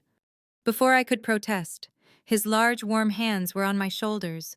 He began to knead the tension out of my muscles. His thumbs dug into the knots with expert precision. I gasped, involuntarily arching my back. That hurts! Pain is weakness leaving the body, Julian murmured, his voice low and raspy near my ear. Or so my fencing instructor used to say. Your fencing instructor sounds like a sadist, I whispered, closing my eyes. He was, Julian said. His hands moved up my neck, his thumbs brushing the sensitive skin behind my ears. The typing stopped. The silence in the room changed. It wasn't the silence of work anymore. It was heavy, charged, electric. I turned my head. Julian was looking at me. His face was so close I could count the flecks of gold in his dark irises. His shirt was unbuttoned at the collar, his hair messy from running his hands through it. He looked human. He looked tempting. We make a good team, Elena, he said softly. We do, I admitted, my breath catching in my throat. Marcus was right about one thing, Julian said, his gaze dropping to my lips. What? I am dangerous, he whispered. But you are lethal. He leaned in. I didn't pull away. I wanted him to kiss me. For the first time. It wasn't for a camera. It wasn't for a contract. It was because in this jungle of sharks and snakes, he was the only other predator who understood me. His lips brushed mine, a feather-light touch that sent a jolt of electricity straight to my core. Buzz. My phone, lying on the rug between us, vibrated violently. The spell shattered. We both pulled back as if burned. I grabbed the phone, blocked number. It's him, I said. My voice shaky. I cleared my throat, forcing the Athena mask back into place. It's Vane. Julian's eyes hardened. The moment was gone. He nodded. Put it on speaker. Remember the script. You are scared. You are broken. I took a deep breath. I hit answer. Hello. My voice trembled perfectly. Mrs. Blackwood, Marcus Vane's smooth, oily voice filled the room. I hope I'm not interrupting the honeymoon. Although, knowing Julian, he's probably asleep after a glass of warm milk. He's... he's in the shower, I lied, looking at Julian. Marcus, please, I can't do this. You can, and you will, Marcus said. Do you have an answer, or should I hit send on this email to TMZ? I looked at Julian. He gave me a thumbs up, his face grim. Don't, I sobbed into the phone. Please don't, I'll do it. I'll give you what you want. Excellent choice, Marcus purred. I knew you were a smart girl. When can I expect the first delivery? Tomorrow night. I sniffled. Julian keeps a backup drive in his safe at the office. It has the schematics for Project Aegis, the new AI algorithm. It's worth billions. Project Aegis, Marcus repeated, the greed practically dripping from his voice. Bring it to me. Personally. The St. Regis Hotel, Suite 404, midnight. I'll be there, I whispered. Just promise me you'll delete the video. I'm a man of my word, Elena. See you tomorrow. The line went dead. I dropped the phone and let out a long breath, wiping the fake tears from my eyes. He bought it. Hook, line, and sinker, Julian said. He stood up and offered me a hand. I took it. And he pulled me up. The physical tension from earlier was still there, but now it was buried under layers of tactical planning. Project Aegis doesn't exist, Julian noted. It does now, I said, walking over to the laptop. I just need to write a few thousand lines of code that look like an AI but act like a bomb. Go to sleep, Elena, Julian said, looking at the clock. It's 4 a.m. You need to look fresh for your first day of corporate espionage. I'll sleep when he's dead, I muttered. Sitting back down at the computer, Julian watched me for a moment. Then he walked to the closet and pulled out a blanket. He draped it over my shoulders. Suit yourself, he said, lying down on the bed, fully clothed. But if you crash, I'm not carrying you. You wouldn't be able to lift me, I replied, typing. Try me. I smiled to myself. As the sun began to rise over Manhattan, painting the sky in shades of blood orange and bruised purple, I realized something terrifying. I wasn't just fighting for my company anymore. I was fighting for us. And that made me more dangerous than Marcus Vane could ever imagine. 20 hours later, the St. Regis Hotel. I stood outside Suite 404. I was wearing a black trench coat, sunglasses, and a scarf covering my hair. I clutched a silver briefcase in my hand. Inside was the drive containing Project Aegis, the digital poison pill I had spent all night coding. My heart was pounding. This was it. I knocked. The door opened instantly. Marcus Vane stood there, wearing a silk robe, a glass of wine in his hand. Right on time, he smiled, stepping aside. Come in, my dear. Welcome to the dark side. I stepped into the suite. It was lavish, dimly lit. The drive, Marcus held out his hand. I placed the briefcase on the table. Delete the video first. Ah, trust issues. Marcus chuckled. He walked over to his laptop on the desk. Come here. I want you to see this. I walked over. On his screen was the pause frame of the accident. His finger hovered over the delete key. See? He tapped the key. The file vanished. Gone. Now, show me the goods. I opened the briefcase. The silver drive gleamed. Marcus reached for it. His eyes were wide with anticipation. He plugged it into his laptop. Initiating transfer, the screen read. Beautiful, Marcus whispered. Project Aegis, with this. Blackwood is finished. Yes, I said softly, stepping back toward the door. He is. Suddenly, the screen on Marcus's laptop flashed red, then black, then a skull and crossbones appeared in ASCII art. What? Marcus frowned, tapping the keys. What is this? That, I said, my hand reaching for the doorknob, is a little gift from my husband. You bitch, Marcus roared, realizing what was happening. Stop it! Stop it now! I can't, I shrugged. It's already spreading to your cloud. By morning, Vane Global's servers will be nothing but expensive paperweights. I turned to run, but I wasn't fast enough. A hand shot out from the bathroom door, a massive hand. Before I could scream, a cloth smelling of chloroform was pressed against my face. Did you really think I'd come alone? Marcus's voice echoed as the world started to spin. I knew you were smart, Elena. That's why I brought insurance. My vision blurred.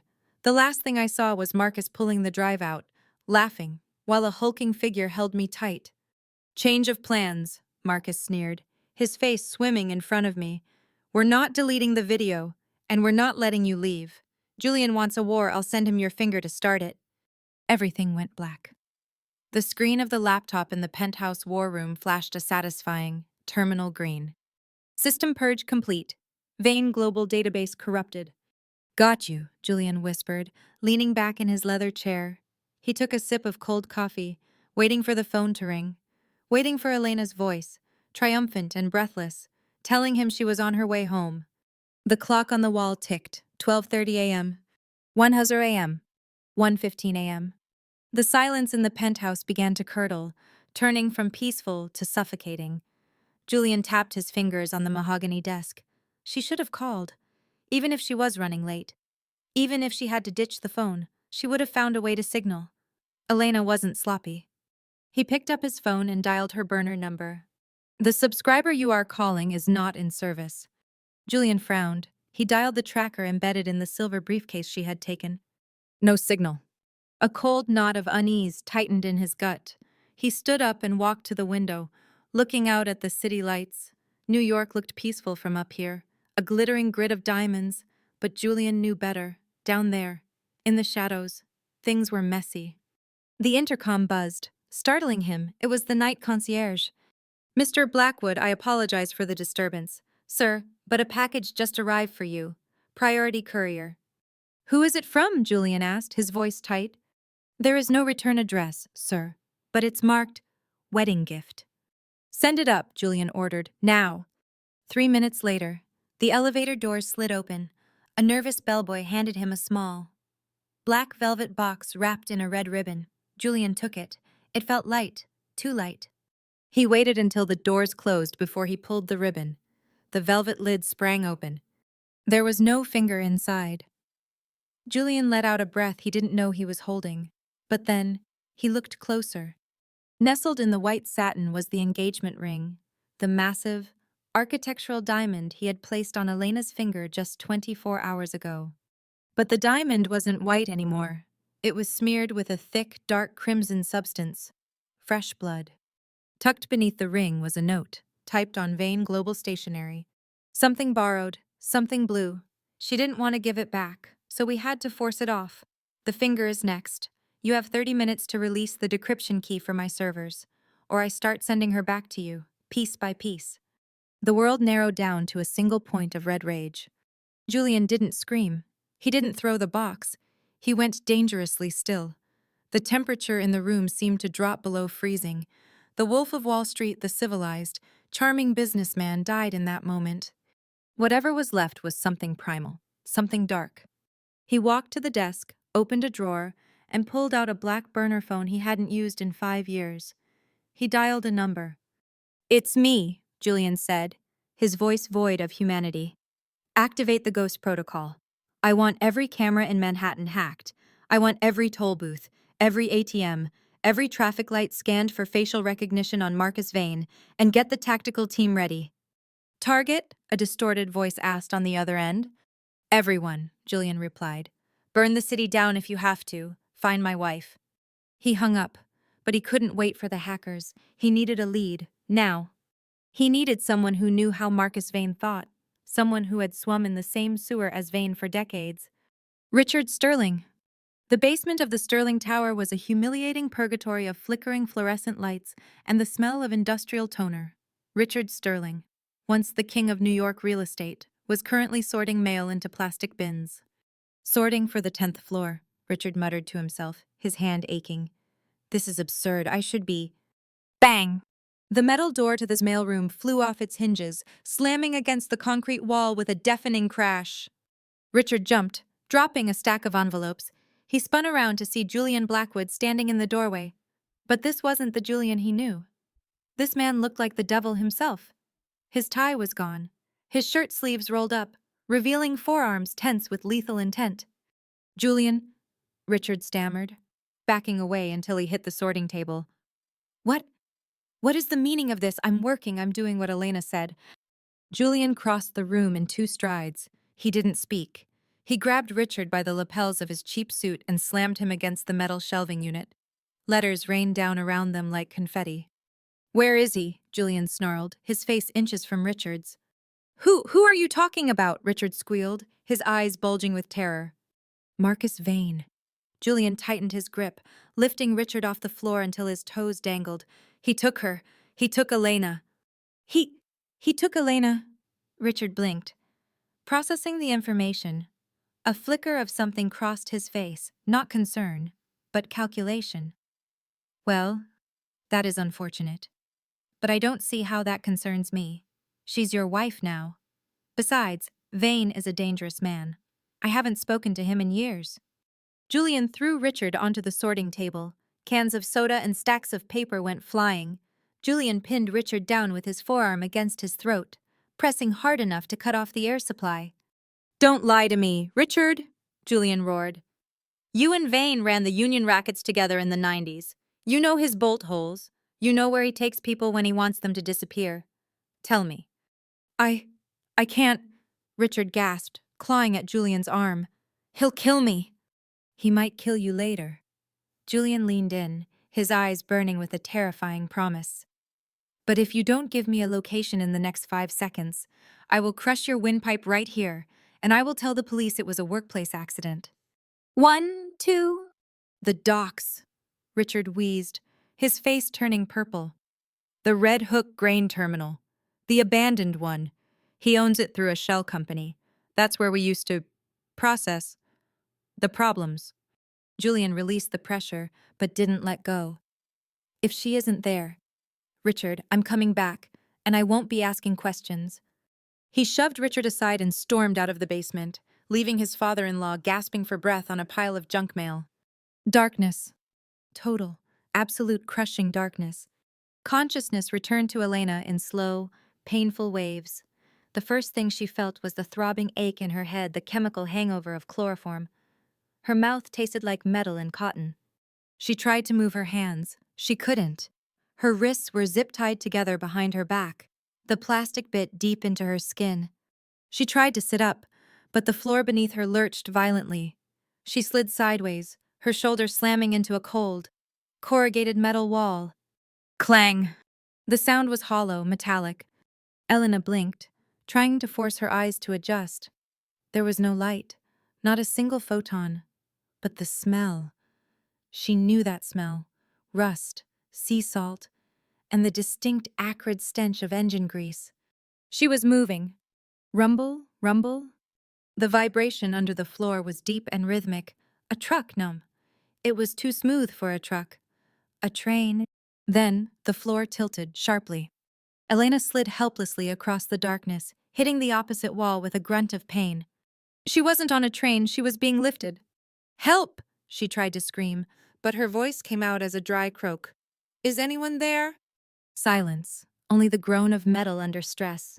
She was in a shipping container. She had seen this in movies, read about it in crime reports. But the reality was infinitely more terrifying. The air was stale, hot, and limited. Panic began to rise in her chest, a cold tide threatening to drown her reason. "I'm going to die here. I'm going to suffocate in a metal box and be dumped into the Atlantic." No. She bit the inside of her cheek until she tasted blood. The sharp pain cleared her mind. Panic is death. Think, Elena. Think like Athena. She wiggled her fingers. The zip tie was tight, but plastic. It wasn't steel. She needed friction. She rolled onto her stomach and began to crawl, using her knees and shoulders to navigate the pitch-black space. She felt along the floor with her cheek, dust, dirt, a bolt. Her forehead bumped into something wooden, a crate. She wasn't alone in the container. There was cargo. She turned her back to the crate and rubbed her bound wrists against the rough wood. It was useless. She needed something sharper. Suddenly, the movement stopped. The container swung in the air, then dropped. Boom! The impact rattled her teeth. The container had landed. Voices, muffled, distant voices outside. "Loaded on the ship. The captain wants to leave on the tide." "What about the cargo inside?" Vane said. "It's fragile." "It's not fragile, it's perishable. Just get it on board." Perishable. A chill went through Elena's bones that had nothing to do with the temperature. They weren't just holding her. They were shipping her out. Trafficking. "Hey!" Elena screamed, kicking the metal wall with her heels. "Let me out! I'm Elena Blackwood. My husband will hunt you down. Shut up in there. A heavy fist banged against the outside of the metal. One more sound and I turn off the air vent. Elena froze. She heard the sound of footsteps receding. She was alone again, but now she knew where she was. A port, a ship. She shifted her position and her hand brushed against something on the floor near the crate. It felt cold, sharp, a loose nail protruding from the pallet. Hope, fragile and desperate, flared in her chest. She maneuvered her back toward the nail. It was awkward, painful. She had to arch her spine until her muscles screamed. She hooked the plastic zip tie over the rusty nail head. She began to saw, up and down, friction, heat. Come on, she whispered, tears of frustration stinging her eyes. Come on. 5 miles away, a convoy of 3 black SUVs tore down the Brooklyn-Queens Expressway at 100 miles per hour. They wove through traffic with reckless precision. In the lead car, Julian sat in the passenger seat, an assault rifle resting across his knees. He was no longer the CEO. He was a warlord. Target location confirmed, sir. The driver, a former Mossad agent, said, Red Hook Terminal 4, satellite shows a cargo ship, the Lady Vane, preparing to depart in 20 minutes. They aren't leaving, Julian said, checking the magazine of his weapon. Block the exit channel. Sir, we don't have a boat, the driver reminded him. I didn't say use a boat. Julian pulled up a contact on his phone. I own the Port Authority. Shut down the harbor. Tell them there's a bomb threat. Tell them there's a biological leak. I don't care. Nothing leaves that dock. He looked out the window as the skyline of Manhattan blurred past. He touched the empty ring box in his pocket. Hold on, Elena, he whispered into the glass. I'm coming. Inside the container, the nail snapped. No, Elena gasped. But then she felt it. The tension in the zip tie had loosened. The nail had broken, but it had frayed the plastic enough. She pulled her wrists apart with every ounce of strength she had. She ignored the skin tearing, the bruising. She pulled until she thought her bones would snap. Snap! Her hands flew apart. Freedom! She scrambled to her feet, rubbing her bleeding wrists. She rushed to the container doors, locked from the outside, solid steel. She felt around the darkness. She needed a weapon. If those doors opened, she wasn't going to be a victim. She was going to be the first thing they feared. She found a metal pipe, probably a bracing bar for the cargo. It was heavy, rusted, and perfect. Suddenly, the sound of heavy machinery roared to life outside. The container jolted. They were being lifted again, onto the ship. If she got on that ship, she was gone. Think, Elena.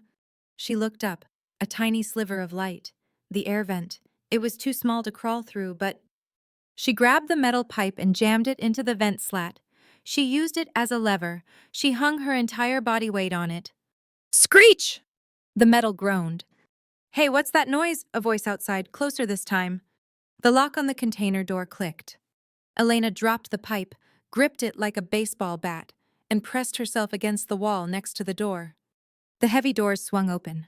Blinding floodlights poured in, burning her eyes. A silhouette of a man stepped into the opening, holding a flashlight. Boss wants to check the... Elena didn't wait for him to finish. She swung the pipe with a primal scream, putting all her fear, all her rage, and all her desperation into the blow. Crack! The pipe connected with the man's knees. He howled and crumbled. Elena didn't stop. She leaped over his body, sprinting out of the container and onto the loading dock. She was surrounded.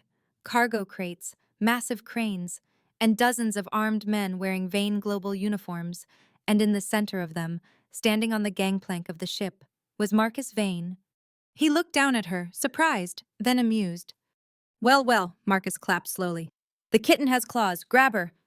5 men moved towards her. Elena backed up, swinging the pipe. She was outnumbered. She was trapped on the edge of the dark, churning water. Then the night sky exploded. Not with fireworks, with lights. A helicopter roared over the warehouse roof, its searchlight blinding everyone on the dock. The emblem on the side was unmistakable Blackwood Aviation. And down the access road, the roar of engines signaled the arrival of the cavalry. Julian had arrived, and he brought hell with him. The wind from the rotor blades whipped my hair across my face like a blindfold, blinding and chaotic. The deafening roar of the black helicopter overhead drowned out the sound of the ocean, the shouting men, and the pounding of my own heart. A spotlight from the belly of the chopper cut through the night, pinning Marcus Vane on the gangplank like a cockroach under a magnifying glass. "Kill her!" Vane screamed, shielding his eyes from the glare. He pointed a shaking finger at me. "Kill her before they land." 3 of Vane's mercenaries turned their attention from the sky back to me. They were big, armed with batons and knives, their faces twisted in frustration. I was the only thing standing between them and a paycheck, and now I was the reason they were about to be swarmed by a private army. I tightened my grip on the rusted metal pipe. My palms were slick with sweat and blood from my wrists. But I didn't let go. "Come on," I hissed, backing up until my heels hovered over the edge of the dock. The black water churned hungrily below. "Come and get it." The first mercenary lunged. He was sloppy, distracted by the sniper lasers dancing on his chest from the helicopter. He swung a baton at my head. I ducked. It wasn't a graceful, martial arts movie duck. It was a desperate, survival instinct drop. The baton whooshed over my hair. I swung the pipe upward with every ounce of strength I had left. Crack! The metal connected with his wrist. He dropped the baton with a howl of pain. I didn't wait. I swung again, aiming for his knee. He went down hard, cursing. But there were 2 more, and they weren't distracted anymore. They were closing in, cutting off my escape. Suddenly, the chain-link fence at the perimeter of the shipyard exploded inward. A massive, armored SUV, matte black, reinforced grills smashed through the gate like a battering ram. It didn't break. It drifted sideways across the wet pavement, screeching to a halt 10 feet from me, creating a wall of steel between me and the remaining attackers. The doors flew open before the wheels stopped spinning. Julian Blackwood stepped out. He wasn't wearing his tuxedo anymore. He was dressed in tactical gear, black cargo pants, a Kevlar vest over a white dress shirt that was unbuttoned at the collar. He held an assault rifle with the casual familiarity of a man holding a briefcase. He didn't yell. He didn't issue warnings. He just raised the weapon and fired 3 precise shots into the engine block of the truck the mercenaries were using for cover. Steam and sparks erupted, sending the men scrambling back. "Elena!" Julian's voice cut through the chaos. "Get in the car!" "I'm a little busy," I shouted back, swinging my pipe at a mercenary who tried to flank me around the SUV. Julian saw him. He didn't fire. He dropped the rifle to its sling, drew a sidearm, and pistol-whipped the man across the jaw in one fluid motion. The mercenary dropped like a stone. Julian grabbed my arm. His grip was bruising, desperate. He pulled me against his chest. For a second, amidst the gunfire and the screaming, I smelled his scent: sandalwood, gunpowder, and terror. "Are you hurt?" he demanded, his eyes scanning my face, my bleeding wrists. "I'm fine," I panted, adrenaline coursing through my veins. "Where is Vane?" We both looked toward the ship. The Lady Vane was already moving. The gangplank had been retracted. The engines were churning the water into a white froth. Marcus Vane stood on the upper deck, looking down at us. He wasn't scared anymore. He was laughing. "You can't touch me, Blackwood!" Vane shouted over the noise, his voice amplified by a megaphone. "We are in international waters in 5 minutes, and I still have copies of the files." "He's escaping!" I yelled, pulling away from Julian. "Do something! Shoot the engine!" "I can't," Julian ground out, raising his rifle. "The fuel tanks are too close to the hull. If I blow the ship, the environmental fallout will bury my company faster than the video ever could. He knows it." Julian lowered the weapon, frustration radiating off him in waves. We watched as the massive cargo ship drifted further away, into the fog of the harbor. "He won," I whispered, the weight of failure crushing my chest. "He has the video. He has the leverage." "He has nothing," Julian said darkly. "My team is jamming his outgoing signals. He can't upload anything until he hits a port." "But he's gone." "For now." Suddenly, a flash of movement on the deck caught my eye. Vane was holding something up. It wasn't a weapon. It was a silver briefcase. My briefcase. The one with the Trojan horse virus. He opened it and dumped the contents into the ocean. My hard drive. My code. My plan. It splashed into the dark water and sank. "Nice try with the virus, Elena," Vane taunted. "But I have better IT guys than you thought next time. Try a password that isn't your mother's birthday. My blood ran cold. How did he know my mother's birthday that wasn't public record? Vane raised a hand. A red laser dot appeared on the pavement near my foot. Sniper, Julian roared. He didn't think. He didn't hesitate. He threw his body over mine, tackling me to the hard concrete behind the wheel of the SUV. Thwip, crack! The sound of a high-velocity bullet hitting flesh is a sound you never forget. It's a wet, heavy thud, followed by a sharp intake of breath. Julian jerked violently above me. Julian! I screamed, scrambling out from under him. He slumped against the tire of the SUV, clutching his left shoulder. Dark, warm liquid began to seep through his white shirt, spreading rapidly across the Kevlar vest where the bullet had found a gap in the armor. I'm fine, he gritted out, his face draining of color. Shoulder, through and through. You're not fine, I yelled. I ripped the scarf from my neck, the silk one I had worn to look like a spy, and pressed it against the wound. Pressure, I need a medic. The Blackwood security team swarmed us, forming a human shield. Sir, man down, get the evac unit. Leave Vane, Julian barked at his men, grabbing my hand with his bloody fingers. Secure the area. Don't let them follow us. Julian, stop talking, I ordered, tears stinging my eyes. My hands were shaking as I pressed down on his wound. The blood was hot, terrifyingly hot. You took a bullet for me, you idiot, you calculated idiot. Julian looked up at me, his eyes hazy with pain but still sharp with that intense, arrogant intelligence. He managed a weak smirk. Clause 50, he whispered, coughing slightly. Protect the asset, at all costs. I am not an asset, I sobbed, wiping blood from his cheek. I am your wife. The word hung in the air. I hadn't meant to say it. Not like that. Not with real emotion. Julian's eyes softened. He reached up with his good hand and touched my face. Then, act like it. Don't let them see you cry. Athena doesn't cry. His hand dropped. His eyes fluttered shut. Julian, I screamed, stay with me. The paramedics pushed me aside, loading him onto a stretcher. I stumbled back, my hands covered in his blood. I felt cold, hollow. The Lady Vane was just a speck of light in the distance now. Marcus Vane had escaped. My husband was bleeding out, and my plan had failed. I looked down at the ground where Julian had fallen. Something caught the light. It wasn't a shell casing. It was a small, golden object that must have fallen from Vane's pocket when he was leaning over the railing earlier, or maybe dropped by one of his men during the scuffle. It had been kicked near the tire. I walked over and picked it up. It was a cufflink, a vintage, gold cufflink shaped like a lion's head. I froze. I knew this cufflink. I had seen it before, not on Marcus Vane. I flashed back to the auction night, to the hand that had grabbed my chin, to the cane with the golden lion's head. Baron von Roth. But Baron von Roth was bankrupt. I had destroyed him. Why would Marcus Vane's men carry a token of the Baron? Unless Vane didn't buy the video from Miller, unless Miller lied. Miller said he sold the video to a man who hated Julian. Vane hated Julian, but Baron von Roth hated me. And then, I saw the engraving on the back of the cufflink, tiny, almost invisible letters. To R.S. for loyalty 1995. R.S. Richard Sterling. My father. The world stopped spinning. The sounds of the sirens faded into a buzzing white noise.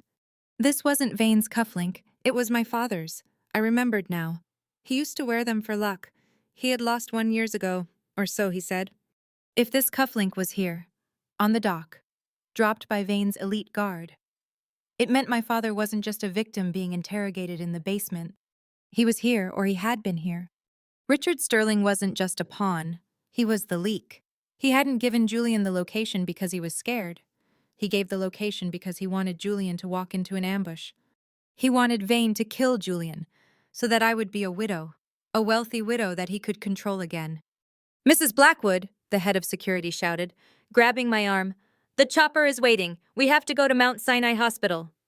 I shoved the bloody cufflink into my pocket, my hand closed around it, turning into a fist of cold, hard rage.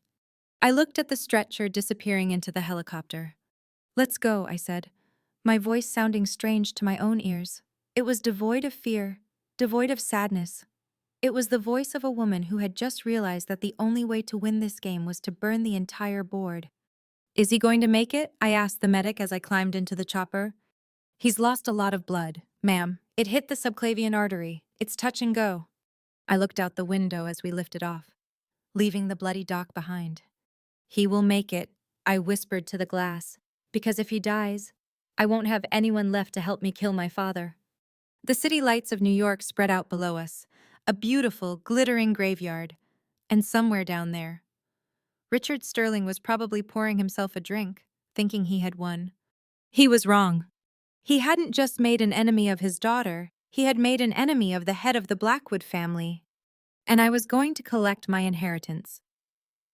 The waiting room of Mount Sinai Hospital was a purgatory of white fluorescent light and the smell of antiseptic that failed to mask the metallic tang of blood, Julian's blood drying on my hands. Trauma 1. We need a vascular surgeon. Stat. I watched them wheel him away. Julian Blackwood, the man who controlled half of Wall Street, looked terrifyingly human on that gurney. His face was gray, an oxygen mask clamped over his nose and mouth, his white shirt now a ruin of crimson. I tried to follow, but a wall of blue scrubs blocked my path. Ma'am, you can't go in there. Please, stay back. That is my husband, I shouted, my voice cracking. Let me through. Elena. The sharp, commanding voice cut through the chaos like a whip. I turned to see Evelyn Blackwood storming down the corridor. She wasn't wearing her usual impeccable Chanel suit. She was in a silk dressing gown, her hair disheveled, her eyes wild with a mixture of terror and fury. She didn't stop until she was inches from my face. She looked at my blood-soaked dress, then at my hands, her lip curled in disgust. Look at you, she hissed, her voice trembling. You are covered in him. Evelyn, Slab? The sound echoed through the hallway, silencing the nurse's station. My cheek burned. But I didn't flinch. I didn't touch the spot. I just stared at her, feeling the cold weight of the golden cufflink in my pocket against my thigh. I told him, Evelyn whispered, tears finally spilling from her eyes. I told him you were poison. I told him that the Sterling blood was cursed, and now my son is dying on a table because of your wars. He saved me, I said quietly. He shouldn't have, Evelyn screamed, losing her composure entirely. You are replaceable. He is the legacy if he dies. If my son dies. Elena, I will use every penny of the Blackwood fortune to ensure you never see daylight again. I will bury you so deep the devil won't find you. Mrs. Blackwood. A surgeon stepped out of the trauma bay, peeling off bloody gloves. We need to operate. The bullet nicked the subclavian artery. He's lost a lot of blood. The next few hours are critical. Evelyn collapsed onto a plastic chair, sobbing into her hands. The Iron Lady had melted. I looked at the closed doors of the operating room. I couldn't sit here. I couldn't sit and pray to a God who had clearly abandoned me years ago. Prayer wouldn't save Julian. Action would. I touched the cufflink in my pocket again. The metal was cold, hard, and sharp. Watch her, I said to the head of Julian's security detail, gesturing to Evelyn. Make sure she doesn't faint. Where are you going, Mrs. Blackwood? The guard asked, his hand on his holster. It's not safe. I have a pest control appointment, I said, my voice void of emotion. I need your 2 biggest men and a car, now. The rain had started to fall, turning the streets of Queens into slick, black mirrors. The unmarked SUV pulled up to the curb in front of a dilapidated tenement building. It was the kind of place where dreams went to die peeling paint, barred windows, and the smell of garbage rotting in the rain. This was where Richard Sterling lived now. Wait here, I told the driver. If you hear gunshots, come in. If you hear screaming, stay in the car. I signaled to the 2 bodyguards flanking me, Ivan and Cole, men who looked like they were carved out of granite. Break it! We walked up to apartment 3B. I didn't knock. Ivan raised his leg and kicked the door just below the lock. Wood splintered with a deafening crack. The door flew open, banging against the interior wall. We stormed in. Richard Sterling was sitting at a small, wobbly kitchen table, a bottle of cheap vodka halfway empty in front of him. He jumped up, knocking the chair over. He wasn't wearing a suit. He was in his undershirt, looking disheveled, sweaty, and terrified. But there was something else in his eyes. A suitcase lay open on the couch, half packed. "Elena," Richard stammered, backing away toward the window. "What? What are you doing here? Is Julian okay? I saw the news. A shooting at the docks. Terrible." "Cut the act, Richard," I said, stepping into the room. The smell of stale alcohol and fear was suffocating. "You were packing." I... I was just... Richard's eyes darted around the room, looking for an exit. "I was worried. I thought if Vane was after you, he might come for me next. I was going to hide." "Hide?" I laughed. It wasn't a happy sound. "Or flee with the payment Vane gave you." "Payment? I don't know what you're talking about." Richard held up his hands, his shaking, liver-spotted hands. "I helped Julian. I told him where to go. I saved you. You sent him into a kill box." I stepped closer, the heels of my boots clicking on the linoleum. "You knew the layout. You knew Vane had a sniper. You fed us to him." "No, I swear on your mother's grave," Richard shrieked. "Don't you dare speak her name," I hissed. I reached into my pocket and pulled out the golden lion's head cufflink. I tossed it onto the table. It spun for a moment, glinting under the harsh overhead light, before coming to a stop right next to the vodka bottle. Richard looked at it. His face went pale. All the color drained away, leaving him looking like a corpse. "I found this on the dock, Richard," I said softly. "Right where the sniper was positioned. You weren't in the basement sorting mail. Were you? You were there, watching." Richard stared at the cufflink. Silence stretched in the room, thick and heavy. Then, slowly, his shoulders slumped. The terrified father act dropped. His face twisted into a sneer, the ugly, resentful expression I remembered from my childhood. "He shouldn't have humiliated me," Richard spat, his voice dripping with venom. "Making me sort mail me." Richard Sterling eating off the floor like a dog. "So you sold your daughter to a murderer?" I asked. "I sold you to the highest bidder," Richard roared, slamming his fist on the table. "Just like I did at the auction. Vane promised me my company back. He promised me the CEO chair. All I had to do was lead the wolf into the trap." He laughed, a manic, desperate sound. "And it worked, didn't it? Is he dead? Tell me the bastard is dead." I felt a coldness spread through my chest, absolute and clarifying. He wasn't just a bad father, he was a monster. He didn't care if I lived or died, as long as he got his chair back. "He's fighting," I said, "but you're done." "You can't touch me," Richard sneered, backing toward the open window. "I'm your father, and I have money now. Vane wired me the deposit. I'm leaving. I'll go to the Caymans." He lunged for the suitcase. "Ivan, Cole," I said simply. The two bodyguards moved with terrifying speed. Ivan grabbed Richard by the back of his undershirt and hurled him across the room. Richard crashed into the wall, sliding down in a heap. "You have the deposit." I walked over to him, looking down. "Where is it? Which account?" "I won't tell you," Richard gasped, clutching his ribs. "It's offshore. You'll never find it." "I own Olympus Capital. Richard, I can find a penny in a haystack, but that's not what I want right now." I crouched down so I was eye level with him. "You used your hands to sign the deal with Vane," I whispered. "You used your hands to point out the location. You used your hands to beat me when I was a child." I stood up and turned to Cole. "He likes to sign things," I said, my voice flat. "Fix it so he never signs anything again." Richard's eyes went wide. "No. No, Elena, I'm your dad, please." "You're not my dad," I said, walking toward the door. "You're just a bad investment." "Hold him," Cole ordered Ivan. Ivan pinned Richard's arms to the floor. Richard began to scream, thrashing wildly. "Elena, don't do this. I'm sorry, I'm sorry." I didn't turn around. I walked out into the hallway. I heard the sickening sound of a heavy boot stomping down. Once, twice. Crack! Crunch. And then, a scream so raw, so filled with agony, that it would have haunted a normal person for the rest of their life. But I wasn't normal anymore. I was Mrs. Blackwood.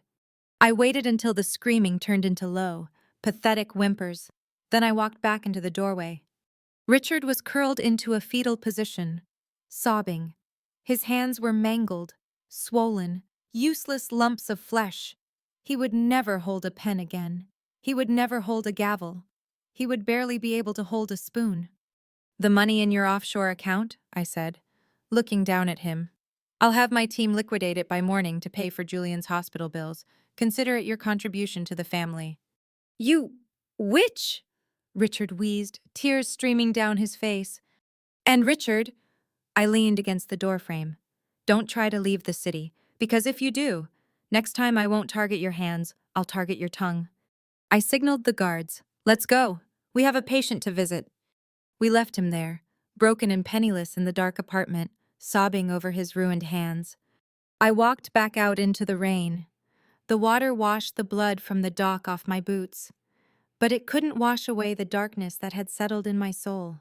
My phone buzzed. It was the hospital. From Dr. Era's status update. He's out of surgery. He's in the ICU. He's asking for you. I let out a breath, the tension in my chest finally releasing. He was alive. But the war wasn't over. Vane was still out there, and now he knew I was coming for him. Driver, I said, sliding into the back seat. Mount Sinai. And then? Call the legal team. I want to seize every asset Vane Global has on U.S. soil by the time the sun comes up. On what grounds, ma'am? The driver asked. Terrorism, I said, closing my eyes. Financial terrorism. The car sped off into the night. I touched the empty spot in my pocket where the cufflink had been. I had cut off one head of the Hydra. Now, it was time to burn the rest of the beast.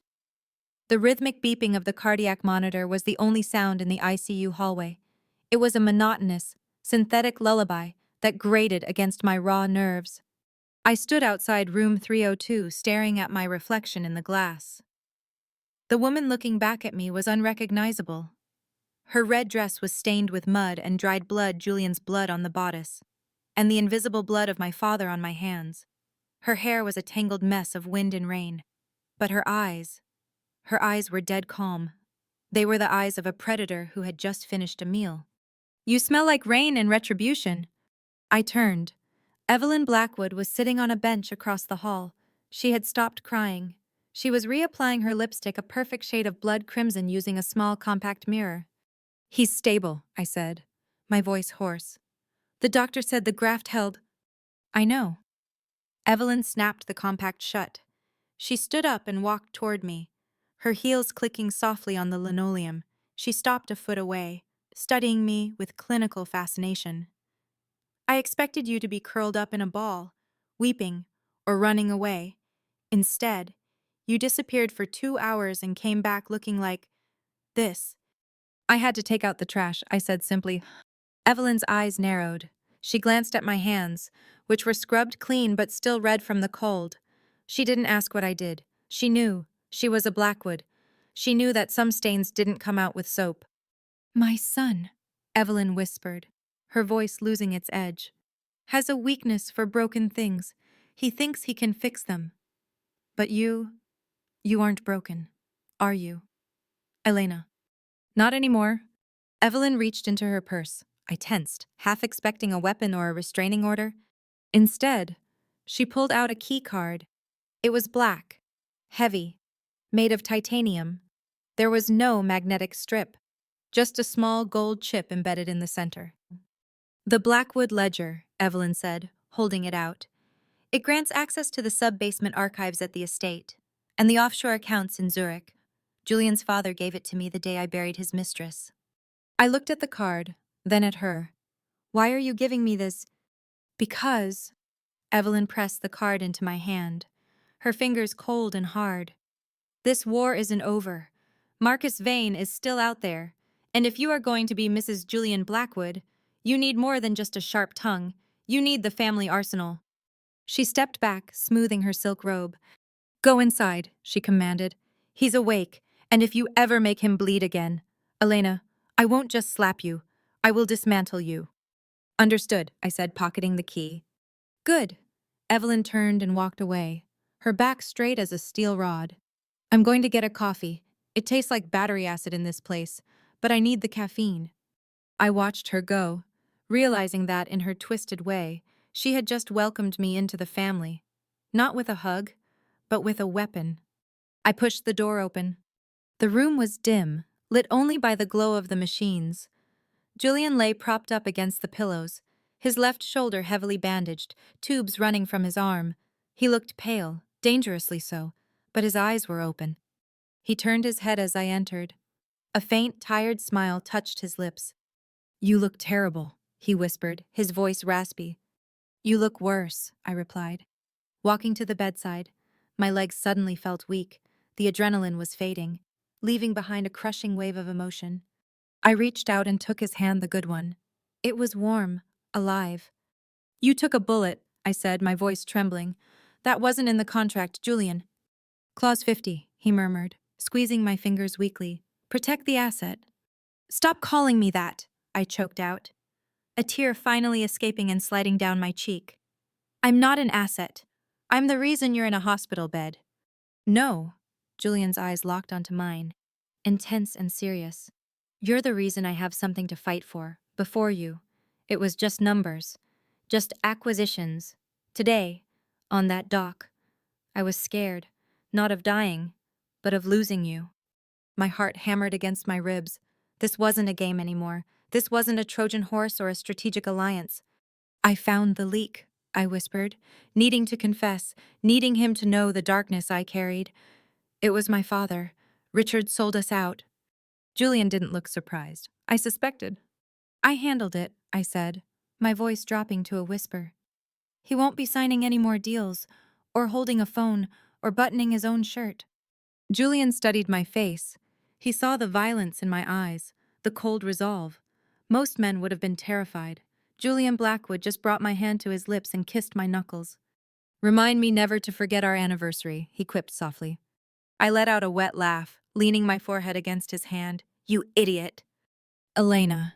Julian's tone shifted, becoming urgent. "Vane. He escaped. He knows you destroyed his database. He's cornered. A cornered rat is dangerous." "I froze his assets," I said, straightening up. "My legal team filed the injunctions an hour ago. He can't buy a plane ticket. He can't hire a shooter. He's trapped in the city." Buzz. My phone vibrated on the bedside table. "Speak of the devil," Julian muttered. I picked it up. It wasn't a call. It was a video message. Unknown number. I hesitated. "Play it," Julian said, trying to sit up, wincing in pain. I hit play. The screen flickered to life. The video was shaky, shot in a dark, industrial space that echoed with the sound of dripping liquid. A face appeared. Marcus Vane. He looked unhinged, his hair wild, his expensive tuxedo torn, sweat pouring down his face. He was pacing back and forth. "You think you won?" Elena Vane shouted at the camera, his eyes manic. "You think because you fried my servers and froze my bank accounts, I'm finished. I still have one card left to play, the Joker." He stepped aside. The camera panned to the left. My breath hitched in my throat. Suspended from a rusty chain, dangling 10 feet in the air, was Chloe. My stepsister was bound with duct tape, her mouth gagged, her designer dress was ripped, her face streaked with mascara and tears. She was struggling, swinging wildly in the air. Below her, directly below her kicking feet, was a massive, open vat. The liquid inside was bubbling, emitting a thick yellow smoke. "Industrial acid," Vane's voice narrated, filled with sadistic glee. "Used for dissolving metal scraps, but I imagine it works just as well on organic matter." Chloe screamed behind the gag, her eyes wide with terror as she looked down at the bubbling death trap. "Here is the deal. Mrs. Blackwood." Vane stepped back into the frame. "You cost me billions, so I'm going to cost you your family. I know you hate her. I know she drove that car. But can you live with watching her melt? Can you—" He held up a remote control. "You have 1 hour. Come alone to the abandoned chemical plant in Newark, Sector 4.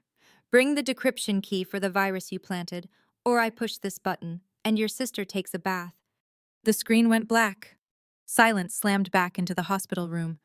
I stared at the blank phone. My hands were shaking again, but not from fear, from a strange, twisted sense of irony. Chloe. The girl who had bullied me for 15 years. The girl who had driven drunk and let me take the fall. The girl who had laughed when I was sold at auction. Now, her life hung by a literal chain in my hands. "Elena," Julian said, his voice strained. "It's a trap. You know it's a trap. If you go there, he kills you both." "I know," I said, lowering the phone. She's not worth it, Julian said ruthlessly. She's an enemy. Let the police handle it. By the time they get there, she'll be dead. I finished his sentence. And Julian looked at me. Is that a loss? She tried to destroy you yesterday. I looked at Julian. He was right. Logically, strategically. Chloe was a liability. Letting Vane kill her would solve two problems at once. Vane would go down for murder, and my past would be buried with her. It was the perfect, ruthless, Blackwood solution. But then I remembered the look in Chloe's eyes in the video. It wasn't the look of a spoiled brat. It was the look of a terrified animal realizing it was about to be slaughtered. I can't let her die, Julian, I said quietly. Why? He demanded. Mercy is a luxury we can't afford. It's not mercy, I said. Walking to the closet and grabbing my coat, I checked the pocket. My taser was recharged. My knife was still there. I turned back to him, my eyes cold and hard. If I let her die, she becomes a victim, a martyr, and I become the villain who let her sister perish. I zipped up my coat. But if I save her, if I pull her out of that hell, I smiled. A dark, terrifying smile. She will owe me her life. She will know that the only reason she breathes is because I allowed it. I won't just own her fear. Julian, I will own her soul. She will spend the rest of her miserable life serving me, knowing she is alive only because I was gracious enough to save her. Julian stared at me for a long moment. Then, slowly, a look of profound respect and perhaps a little fear crossed his face. God, he whispered, you really are Athena. You don't just defeat your enemies, you enslave them. Rest, husband, I said. Walking to the door, I have a sister to collect. Take the team, Julian ordered. Don't go alone. I'm taking everyone, I said. Vane wants a decryption key, I'm going to give him a bullet. I walked out of the room. Evelyn was standing there, holding 2 coffees. She saw the look on my face. Where are we going? Evelyn asked. Not where are you going? Newark, I said, walking past her. Call the pilot and tell security to bring the heavy artillery. We're going to war. Evelyn threw the coffees into the trash bin and followed me, pulling out her phone. I'll drive, she said. The Blackwood women were going hunting, and Marcus Vane had no idea what was coming for him. The smell hit me first. It wasn't just the smell of chemicals, it was the smell of death, acrid, metallic, and suffocating, like breathing in crushed batteries. The abandoned Newark chemical plant was a cathedral of rust. Pipes the size of tree trunks crisscrossed the ceiling, dripping yellow sludge onto the concrete floor. In the center of the vast, hollow chamber stood the vat. It was massive, open-topped, filled with a bubbling, translucent green liquid that hissed every time a drop of condensation fell from the roof into it. And above it, swinging gently like a pendulum in a grandfather clock, was Chloe. Help me! Her voice was barely a whimper. Her face was swollen from crying, her makeup streaked like war paint gone wrong. She saw me enter the catwalk, and her eyes widened not with hope, but with shame. Quiet, Chloe, I said, my voice echoing in the vast space. You're ruining my negotiation leverage. I walked to the center of the metal walkway. I was alone, or so it seemed. Outside, in the black SUV. Evelyn Blackwood was watching the thermal feed from my glasses, 200 yards away. On the roof of the adjacent warehouse, 3 Blackwood snipers had their scopes trained on the windows. I see him. Evelyn's voice crackled in my earpiece, cold and precise. North corner, behind the control panel. He's erratic, heart rate is through the roof. Show yourself, Marcus, I shouted, holding up the silver flash drive. I brought the key. A laugh echoed from the shadows, a manic, broken sound. Marcus Vane stepped out from behind a rusted pillar. He looked like a man who had stared into the abyss and jumped in. His suit was torn, his eyes bloodshot and wild. In one hand, he held a pistol pointed at Chloe's rope. In the other, he clenched a black plastic remote with a red button. Welcome to the party, Elena, Vane screamed. Did you bring my life back? Did you bring the code? It's right here, I said, tossing the drive in the air and catching it. Unlock the winch, lower her to the platform, then you get the drive. No, Vane pointed the gun at me. Give it to me first or I drop her. It takes about 30 seconds for hydrofluoric acid to dissolve bone. Elena, but the skin goes instantly. Do you want to hear her sizzle? Chloe shrieked, kicking her legs. One of her expensive heels slipped off. It fell into the vat below. Hiss! A puff of white smoke rose up. The shoe was gone in seconds. I didn't flinch. I kept my eyes on Vane. Sniper 1, Evelyn's voice whispered in my ear. I have a shot. Center mass. Hold fire, I whispered back. Look at his left hand. Vane raised the black remote high. I see those red dots on my chest. Elena, tell your mother-in-law to call off her dogs. This is a dead man's switch. If my thumb leaves this button, or if my heart stops, the C4 rigged to the support pillars goes off. The roof collapses, we all die, and we all take an acid bath together. Stand down, I ordered the team through the mic. He's rigged the building. The situation was a stalemate, a Mexican standoff. Smart girl, Vane sneered, wiping sweat from his forehead. Now, kick the drive over to me. I looked at the drive in my hand. Then I looked at Chloe, then at Vane. You know, Marcus, I said, taking a step forward. The metal grate clanged under my boots. I've been thinking, why should I give you anything? Vane blinked, confused. What? If I give you the code, you rebuild your empire. I continued, walking slowly toward him. You come after me again. You come after Julian again. And frankly, I'm tired of looking over my shoulder. I'll kill her, Vane screamed, his thumb trembling on the button. I swear to God, I'll drop her. I stopped. I looked at Chloe. She was staring at me, pleading silently. Go ahead, I said. The silence that followed was heavier than the humid air. Vane froze. Chloe stopped breathing. Even Evelyn gasped in my ear. Elena, what are you doing? Julian's weak voice came through the earpiece from the hospital. Stick to the plan. Shut up, Julian, I said out loud. I looked Vane dead in the eye. Drop her. Marcus, she's useless to me. She's a liability. She hates me. She betrayed me. Honestly, you'd be doing me a favor. No more scandals. No more blackmail. Vane's face twitched. He hadn't expected this. He expected tears. He expected begging. He didn't know how to handle a monster who was colder than he was. You're lying, Vane stammered. She's your sister. She's my stepsister, I corrected. And in the Blackwood family, we prune the weak branches. I walked to the edge of the railing, holding the flash drive over the bubbling acid vat. Here is the reality. Marcus, you have nothing. You are bankrupt. You are a fugitive. And this drive, this is the only thing that can save you. I smiled, a cruel, terrifying smile. Oops. I opened my hand. The silver drive fell. It tumbled through the air, catching the light one last time, before splashing into the green sludge. Plop! Hiss!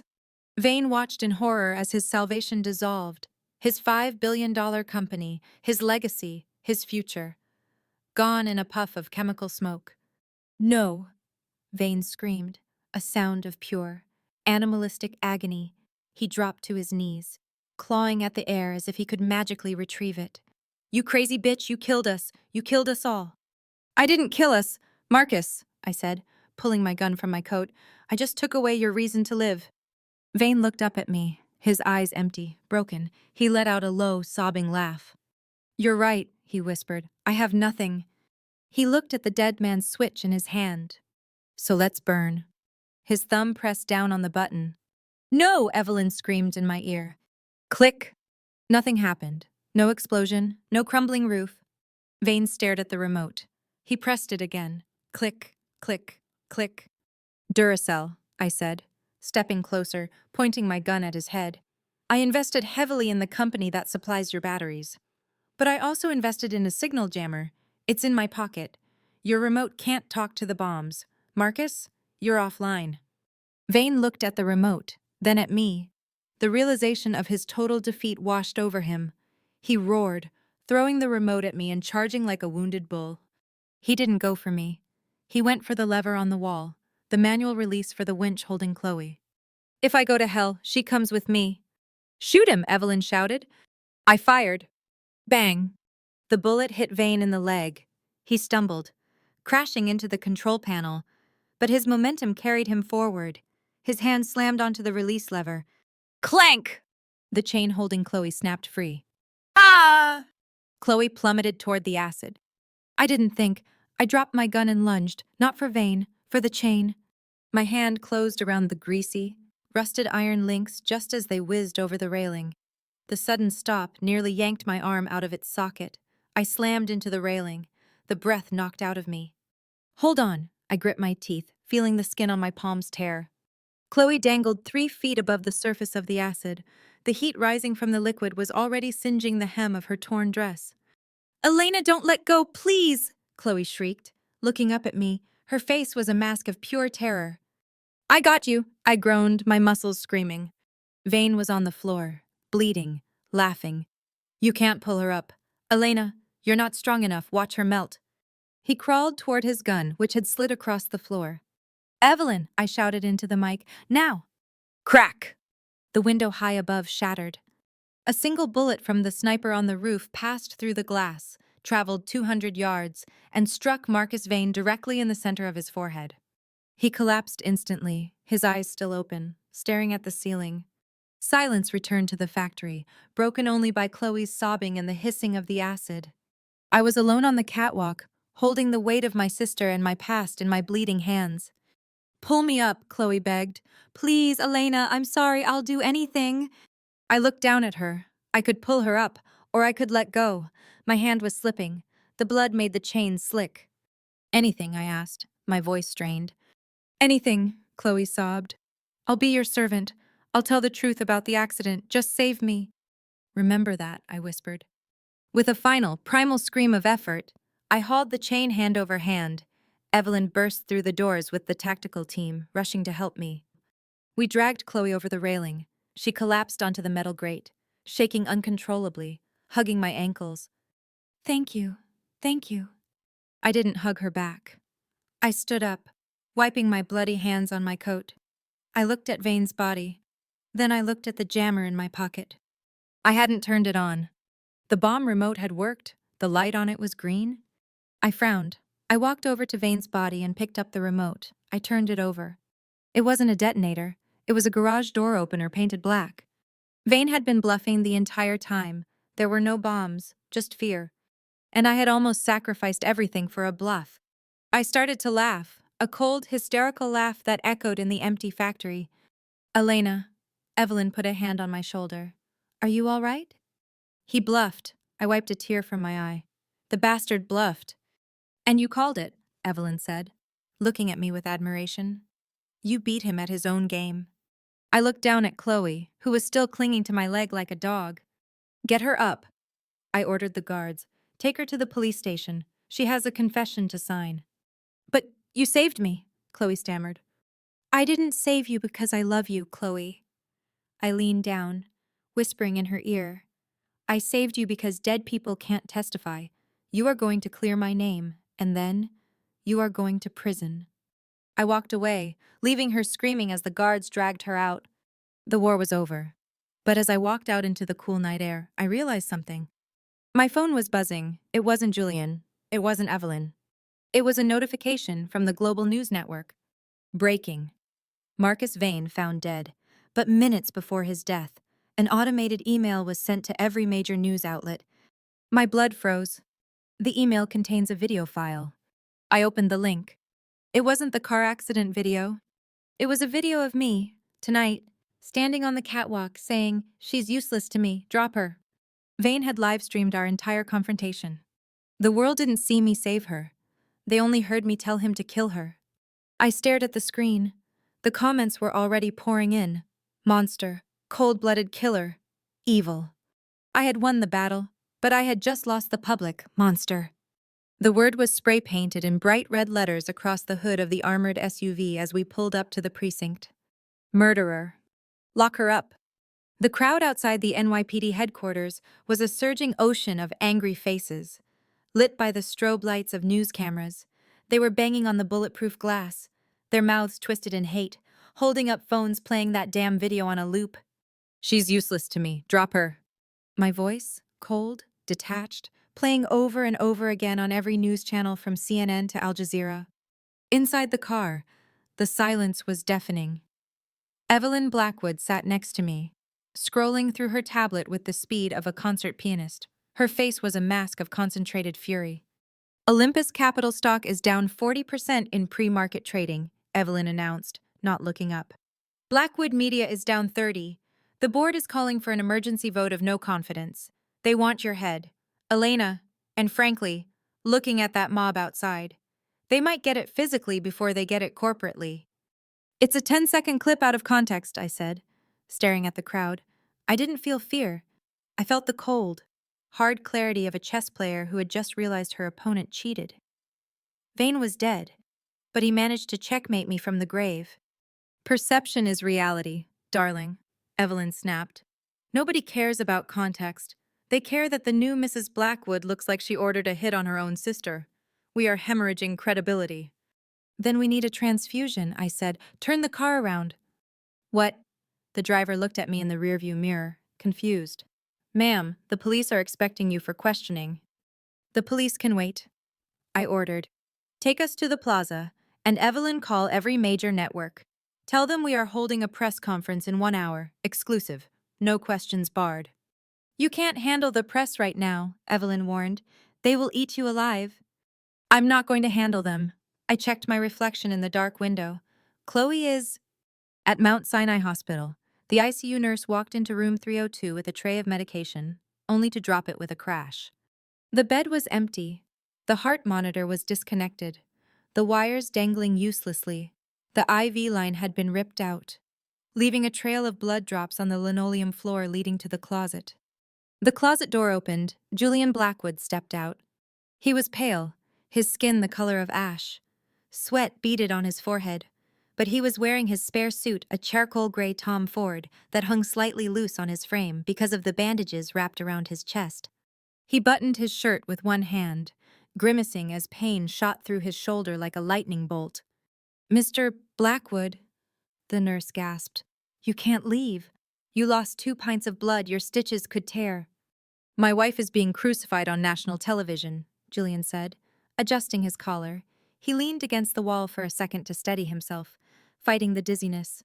If I stay in this bed, I lose her, and I don't lose. He walked past the stunned nurse. Call my driver and tell him to drive fast. I have a press conference to crash. The ballroom at the plaza was packed to capacity. The air was thick with tension and the smell of ozone from hundreds of camera flashes. It was the same room where we had held our engagement party just days ago. Now, it looked like an execution ground. I stood backstage, watching the feed on a monitor. The reporters looked hungry. They weren't here for news, they were here for blood. I can't do this, a voice whimpered behind me. I turned. Chloe sat on a folding chair, shaking like a leaf. She was wearing a simple, modest dress I had forced her into. No jewelry, no makeup, hair pulled back. She looked young, vulnerable, and innocent. You can, and you will, I said. Walking over to her, I grabbed a hairbrush and aggressively smoothed down a stray lock of her hair. It wasn't a gentle gesture. It was a reminder of who was in charge. They hate you, Chloe whispered, looking at the monitor. They think you tried to kill me. And you are going to tell them why they are wrong. I leaned down, bringing my face close to hers. Here is the script. Chloe, memorize it. You love me. I saved you. And that line in the video, that wasn't cruelty. That was code. Code, Chloe blinked.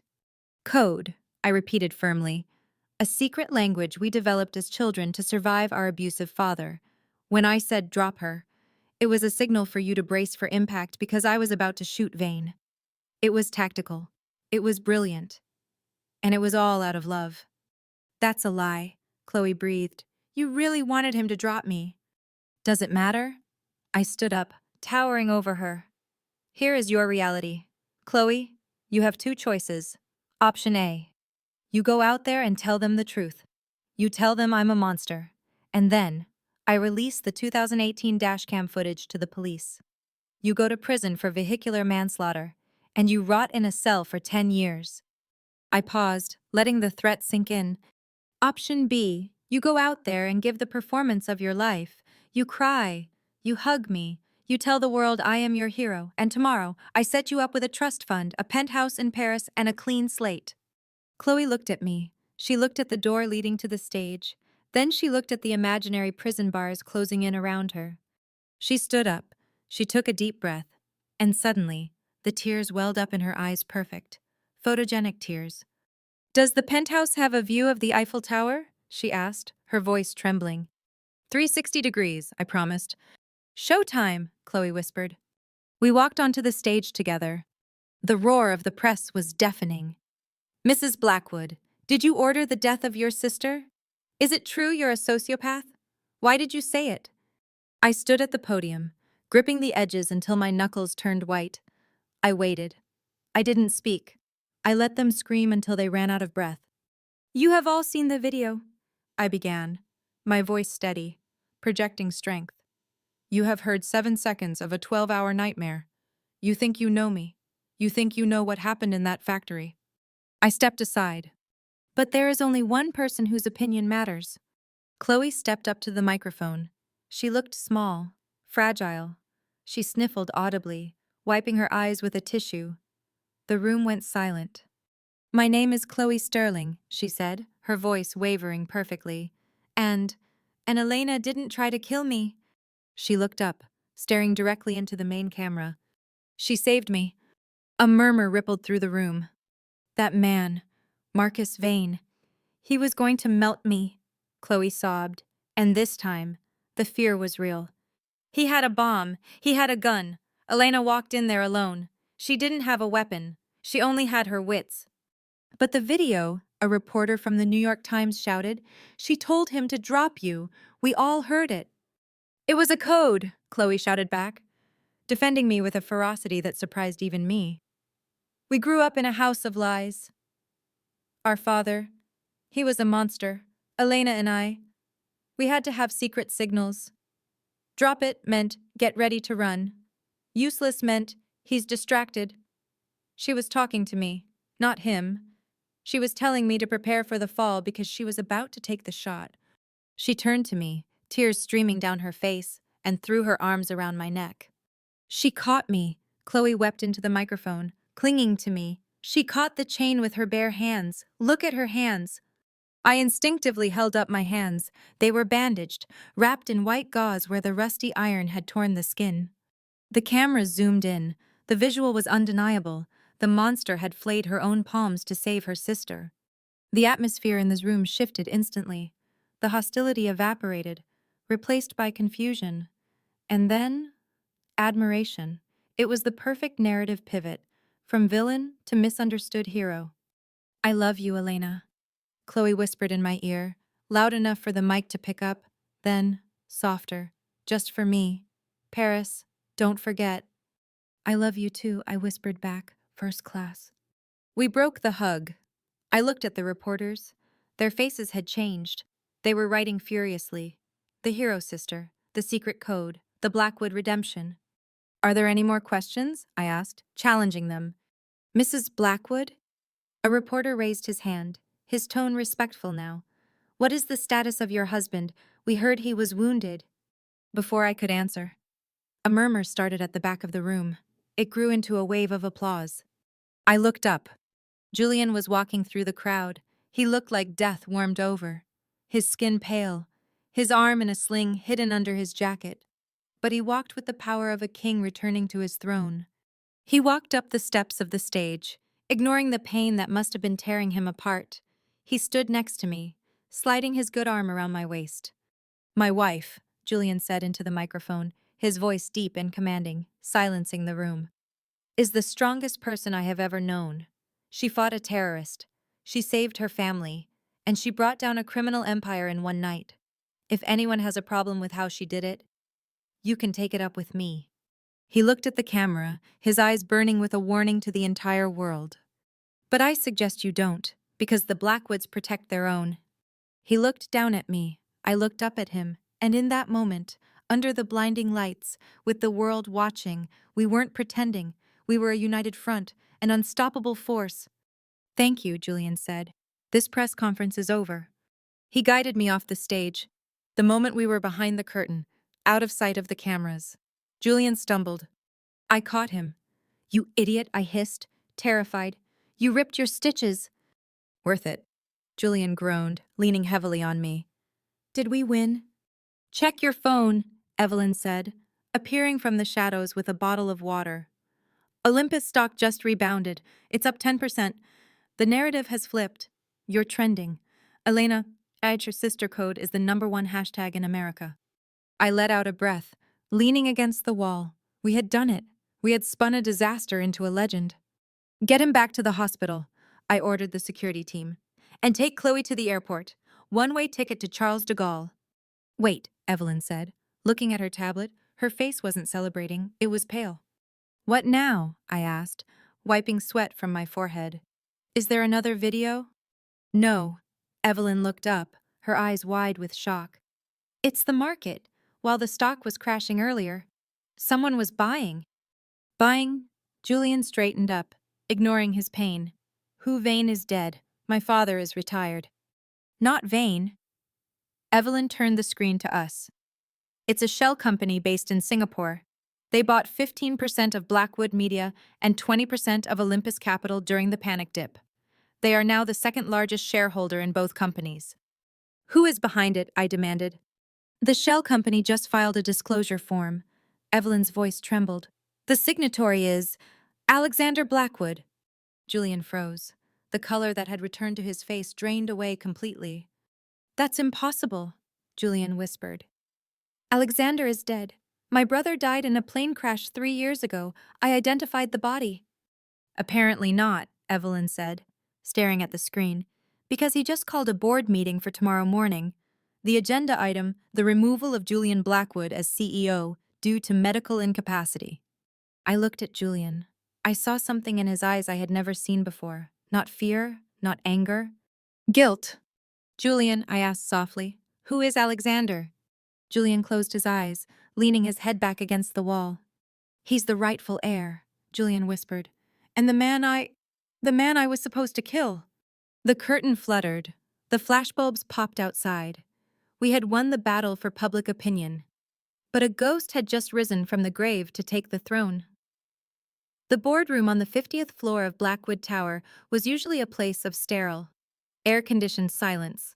Today, it smelled of antiseptic and fear. Julian sat at the head of the table. He was wearing his suit jacket over his left shoulder like a cape because he couldn't get his arm through the sleeve without screaming. His face was gray, a sheen of cold sweat glistening on his forehead. Every breath he took was a shallow, painful gasp. You need to go back to the hospital, I whispered, leaning down to adjust the ice pack hidden behind his chair. If I leave this room, Julian gritted out, his eyes fixed on the double doors, I lose the company. And if I lose the company, I lose the ability to protect you. I don't need protection, I said, though my hand trembled as I poured him a glass of water. I need a live husband. The 12 board members sat around the mahogany table like vultures waiting for a carcass. They wouldn't look at Julian. They stared at their tablets, checking the stock price, checking the news, checking the wind direction so they knew which way to fly. Evelyn sat to Julian's right. She wasn't the Iron Lady today. She was a statue. Her hands gripped the edge of the table so hard her knuckles were white. She knew who was coming. She knew what she had buried. It's 900 a.m. The chairman of the board, a spineless man named Mr. Finch, cleared his throat. The motion on the floor is the removal of Julian Blackwood as CEO due to recent instabilities and the appointment of the new majority shareholder representative. I am the CEO, Julian said, his voice weak but steady. I built this stock value. I just saved this company from a hostile takeover by Marcus Vane. And you nearly got killed doing it, Finch said, looking at Julian's bandaged shoulder. The market needs stability. Julian, not an action hero. Stability.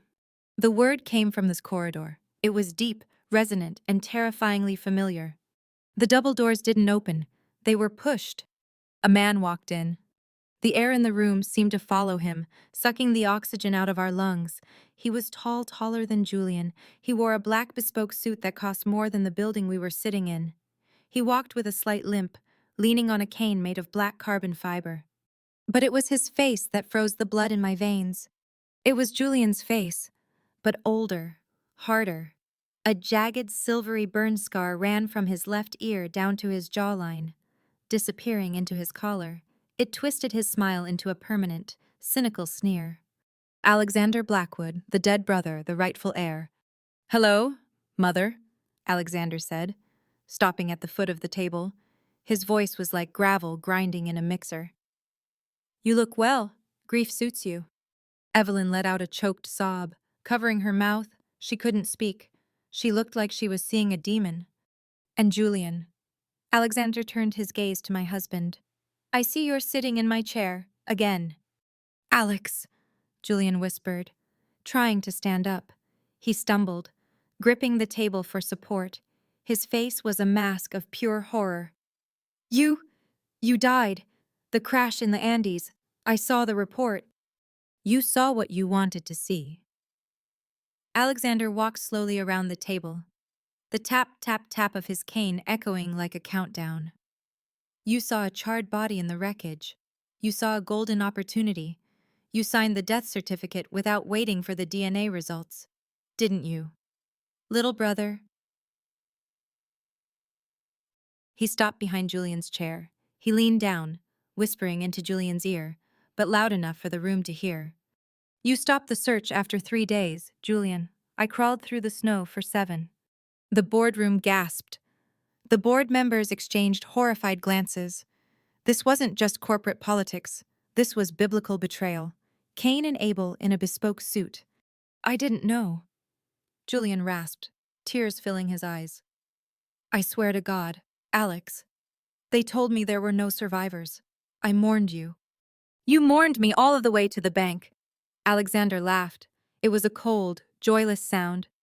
He reached into his jacket and pulled out a document. He tossed it onto the center of the table. "My birth certificate," Alexander announced. "And the deed to the Blackwood Trust. According to grandfather's will, the eldest son holds 51% of the voting rights. As long as I have a pulse, Julian is nothing but an employee." He looked at Mr. Finch. "Vote."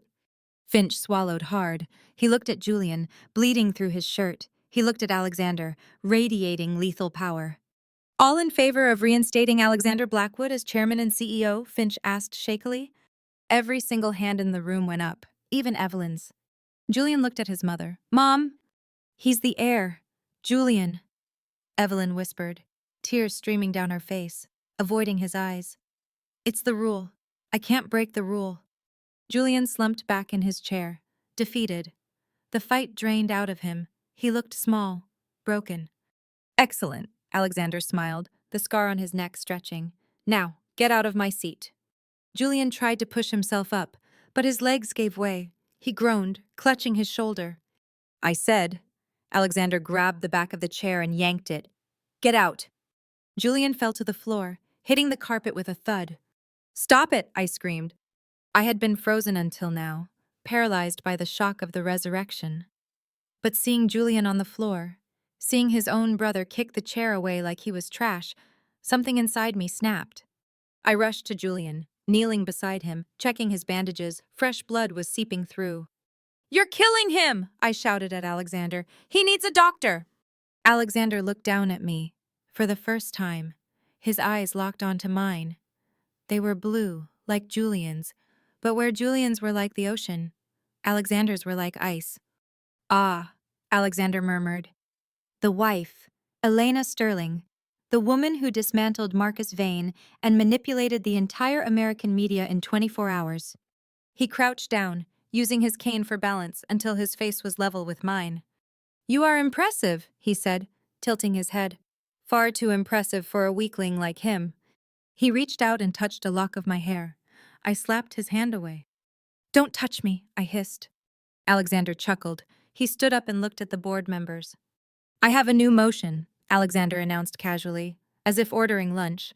"I am taking back everything that belongs to the CEO position. The office, the penthouse, the jet." He looked back down at me. "And the wife?" The room went dead silent. "Excuse me." I stood up slowly, leaving Julian on the floor. I faced Alexander.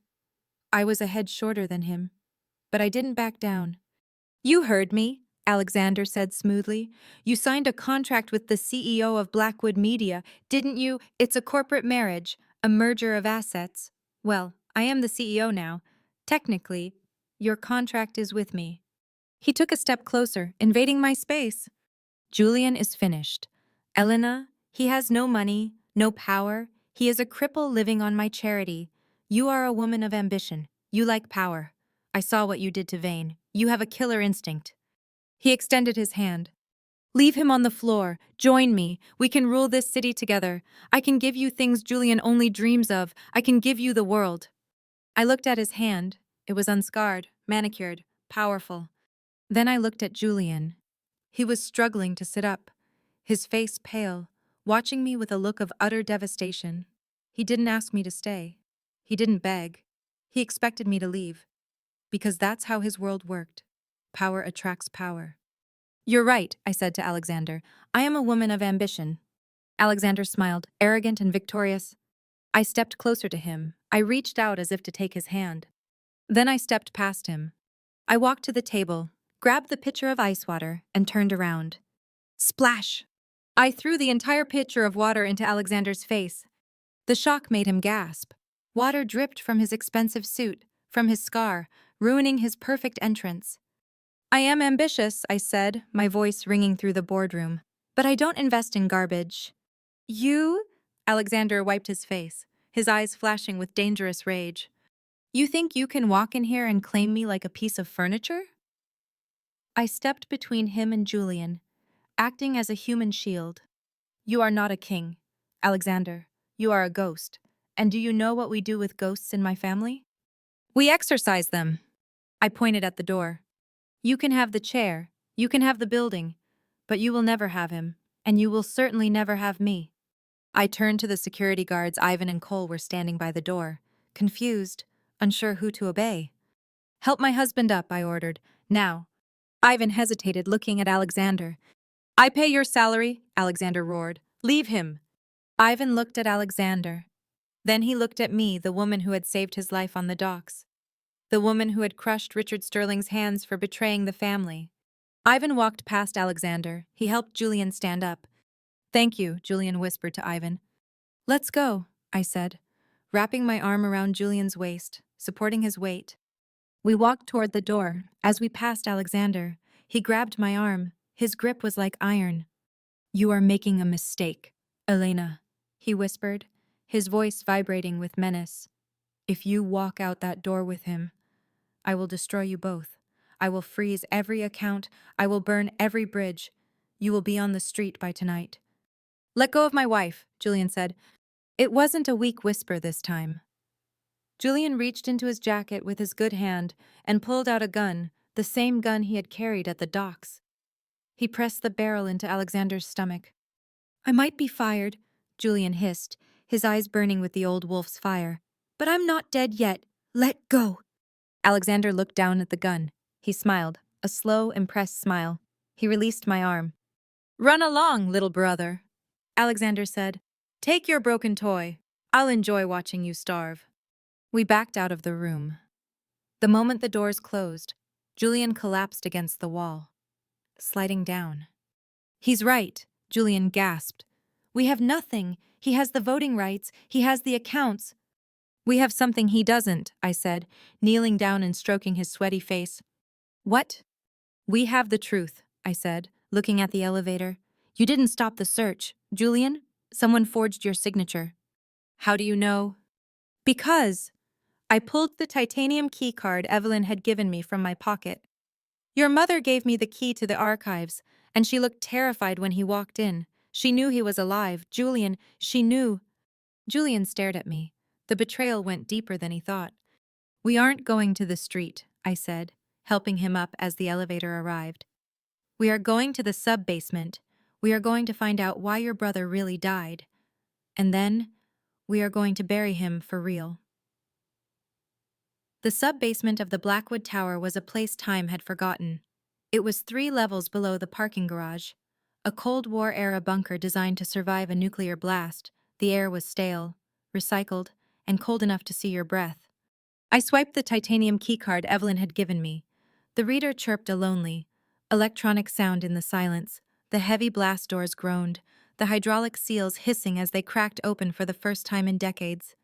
Lean on me, I whispered, wrapping my arm tighter around Julian's waist. He was heavy, his breathing ragged.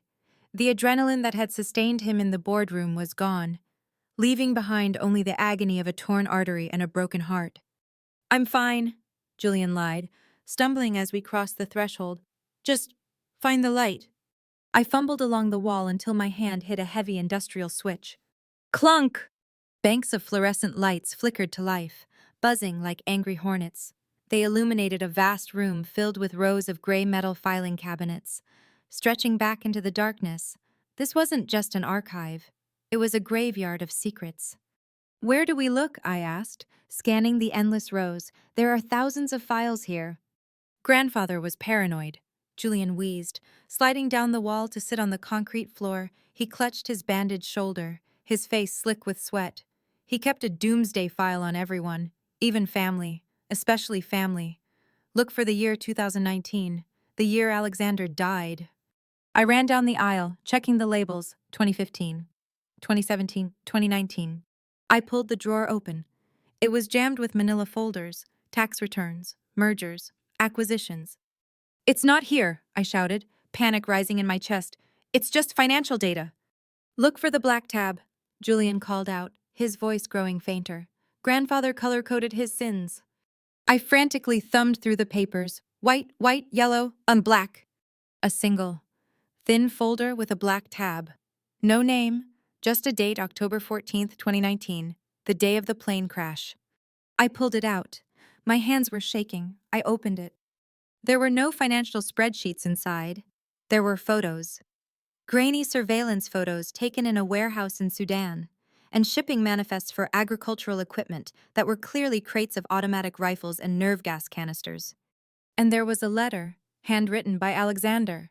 I read the first line and felt the blood drain from my face. "Julian," I whispered, walking back to him. "He didn't die in a plane crash. He was shot down." Julian looked up, his eyes hazy. "What?" "Alexander was running guns," I said, dropping the file into Julian's lap. "He was selling chemical weapons to insurgents in East Africa. He was using Blackwood shipping routes to smuggle sarin gas. The CIA put a burn notice on him. They didn't crash his plane. They shot it out of the sky." Julian stared at the photos. The realization washed over him. He survived. And he's been hiding in a non-extradition country for 3 years, waiting for the heat to die down. He didn't just hide, Julian. I pointed to the last document, a death certificate. Not Alexander's. "William Blackwood, cause of death, heart attack." "My father," Julian whispered. "Dad died of a heart attack 2 days before Alexander's crash." "Read the autopsy report," I said, my voice cold. "It wasn't a heart attack. It was digitalis poisoning. Overdose." Julian froze. His hands clenched the paper, crumbling it. "He killed him," Julian said, his voice trembling with a rage so deep it overshadowed his pain. "Dad found out about the arms dealing. He was going to turn Alexander in, so Alexander killed him, and then staged his own death to escape the CIA. And your mother knew," I added softly. "That's why she voted for him upstairs. She knows he murdered her husband. She's terrified she's next." "She should be." The voice came from the blast doors. We both snapped our heads up. Alexander stood there. He looked like a god of the underworld, framed by the darkness of the hallway. He wasn't leaning on his cane anymore. He was holding it in one hand, and in the other, he held a silenced pistol. "You two are persistent," Alexander said. Walking into the room, he kicked the blast door switch. The heavy metal doors began to slide shut, sealing us in. Clang. "Hello, little brother," Alexander smiled, the scar on his neck twisting. "I see you found my scrapbook."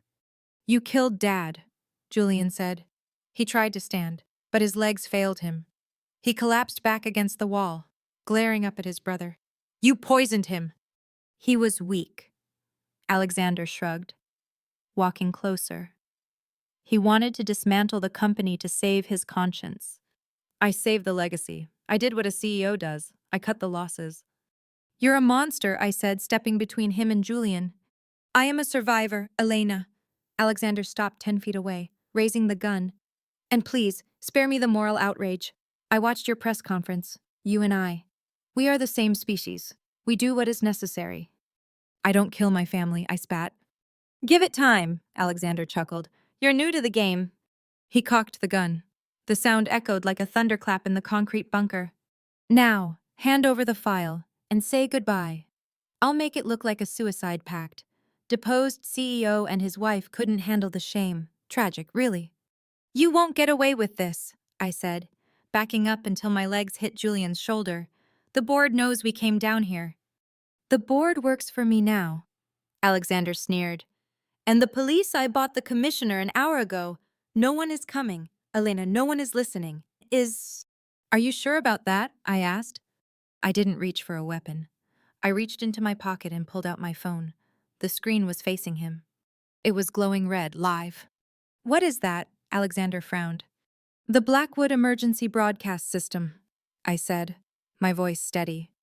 When your mother gave me the key, she also gave me the admin codes, right now.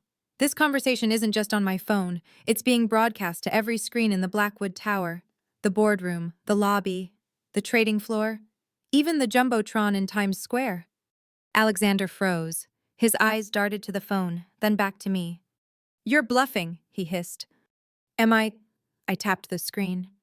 You just confessed to murdering William Blackwood and trafficking chemical weapons. You think the police commissioner you bought can cover up a federal war crime? The FBI is probably breaching the lobby right now. Alexander's face turned purple. The cool, arrogant facade shattered. Give me that phone, he roared. He lunged. Julian, now! I screamed, dropping to the floor. Julian, who had been playing possum against the wall, surged upward with the last reserves of his strength. He didn't go for the gun. He went for Alexander's bad leg, the one with the cane. Julian drove his shoulder into Alexander's knee. Crack!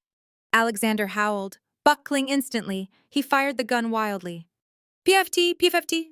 Two bullets sparked against the metal filing cabinets above my head. Papers exploded into the air like snow. Alexander hit the ground hard. Losing his grip on the gun, it skittered across the concrete floor, sliding under a heavy steel shelf. You little rat! Alexander screamed, kicking Julian in the wounded shoulder. Julian cried out, curling into a ball as fresh blood soaked his bandages. Alexander scrambled toward the gun. No, you don't, I snarled. I didn't run for the gun. I ran for the shelf unit. It was a massive, industrial steel rack, loaded with 50 years of paper files. I grabbed the support beam, I planted my feet, and I pulled. Alexander, I shouted. He looked up from the floor, his hand inches from the gun. I pulled harder. The bolts, rusted by time and dampness, groaned. Creak! Snap! The shelving unit tipped. Alexander's eyes went wide. He tried to roll away. Too late. Crash! Tons of paper and steel came crashing down, burying him. A cloud of dust billowed up, choking the air. Silence. Then, a low groan from beneath the pile. I walked over, coughing, waving the dust away. Alexander was pinned. A steel beam lay across his chest. He was alive, but he wasn't going anywhere. He looked up at me, wheezing, blood trickling from his mouth. His eyes were filled with hate, but also fear. Help me, he gasped. Elena, we can make a deal, half the company. I looked down at him. I looked at the ruin of the man who had terrified us 5 minutes ago. I picked up the file, the black dossier which had slid free of the chaos. I don't make deals with ghosts, I said coldly. I turned my back on him and walked to Julian. My husband was leaning against the wall, pale as a sheet, clutching his shoulder, but he was smiling, a real, wolfish smile. Did you? Julian coughed. Did you really broadcast that to Times Square? I showed him my phone. The screen was black, no signal. No, I whispered. There is no signal down here. I recorded it, but he didn't know that. Julian laughed, a wheezing, painful laugh. You bluffed him, again. I told you, I said, kneeling down and kissing his forehead. I'm a good liar. Sirens. We heard them faintly at first, then louder. They were coming from the elevator shaft. The cavalry had arrived, not because of my broadcast, but because Evelyn had finally called them. Can you stand? I asked Julian. For you. Julian gripped my hand, pulling himself up. Always. 1 hour later. We walked out of the Blackwood Tower. The sun was rising over Manhattan, bathing the city in golden light. The streets were filled with police cars, ambulances, and news vans. They were bringing Alexander out on a stretcher, in handcuffs. The press was swarming him, shouting questions about the murder, the arms dealing, the fake death. He was finished. He would spend the rest of his life in a federal supermax. Evelyn stood by the ambulance. She looked at Julian, guilt written all over her face. She took a step toward him. Julian stopped. He looked at his mother. He didn't scream. He didn't rage. He just looked at her with a profound, exhausting pity. "You knew," Julian said softly. "He threatened me," Evelyn wept. "He said he would kill you too." "So you let him take my chair," Julian said. "You let him break me." "I tried to protect the family," Evelyn pleaded. "You protected the wrong son," Julian said. He took my hand. "Goodbye, Mother. Don't call us." We walked past her. We walked past the board members who were huddled together, looking terrified. Realizing they had bet on the wrong horse, Mr. Finch tried to approach us. "Mr. Blackwood Julian, we can explain. It was a misunderstanding. We want to reinstate you immediately." Julian stopped. He looked at the skyscraper the empire his grandfather built, the tower that had been his prison and his obsession for 30 years. Then he looked at me. He looked at my messy hair, my ruined dress, the fierce determination in my eyes. "Keep it," Julian said to Finch. Finch blinked. "Excuse me." "The company," Julian said, gesturing to the building. "Keep it. It's rotten to the foundation. I don't want it." "But, sir," Finch stammered. "What will you do? You are Blackwood Media." "No," Julian smiled, squeezing my hand. "We are something else entirely." We walked away. We walked right into the middle of the crowd, past the cameras, past the noise.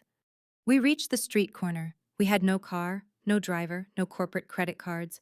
"So," I said, looking at him, "we are homeless, unemployed, and I think I lost a shoe back there." Julian looked at me. The morning sun hit his face, making him look younger, freer than I had ever seen him. "We have the ledger." Julian tapped his pocket. 500 million in clean, untraceable assets. And we have your brain. "And your ruthlessness," I added. "We can build a new empire," Julian said. "Something better, something ours." He leaned in and kissed me. It wasn't a movie kiss. It was deep, desperate, and full of promises. It was the kiss of two survivors who had walked through hell and come out the other side holding the matches. "Where do we start?" I asked, resting my head on his good shoulder. Julian looked at the city skyline, his eyes gleaming with the thrill of the hunt. "Paris," he said. "I owe you a honeymoon, and I hear the European market is ripe for a hostile takeover."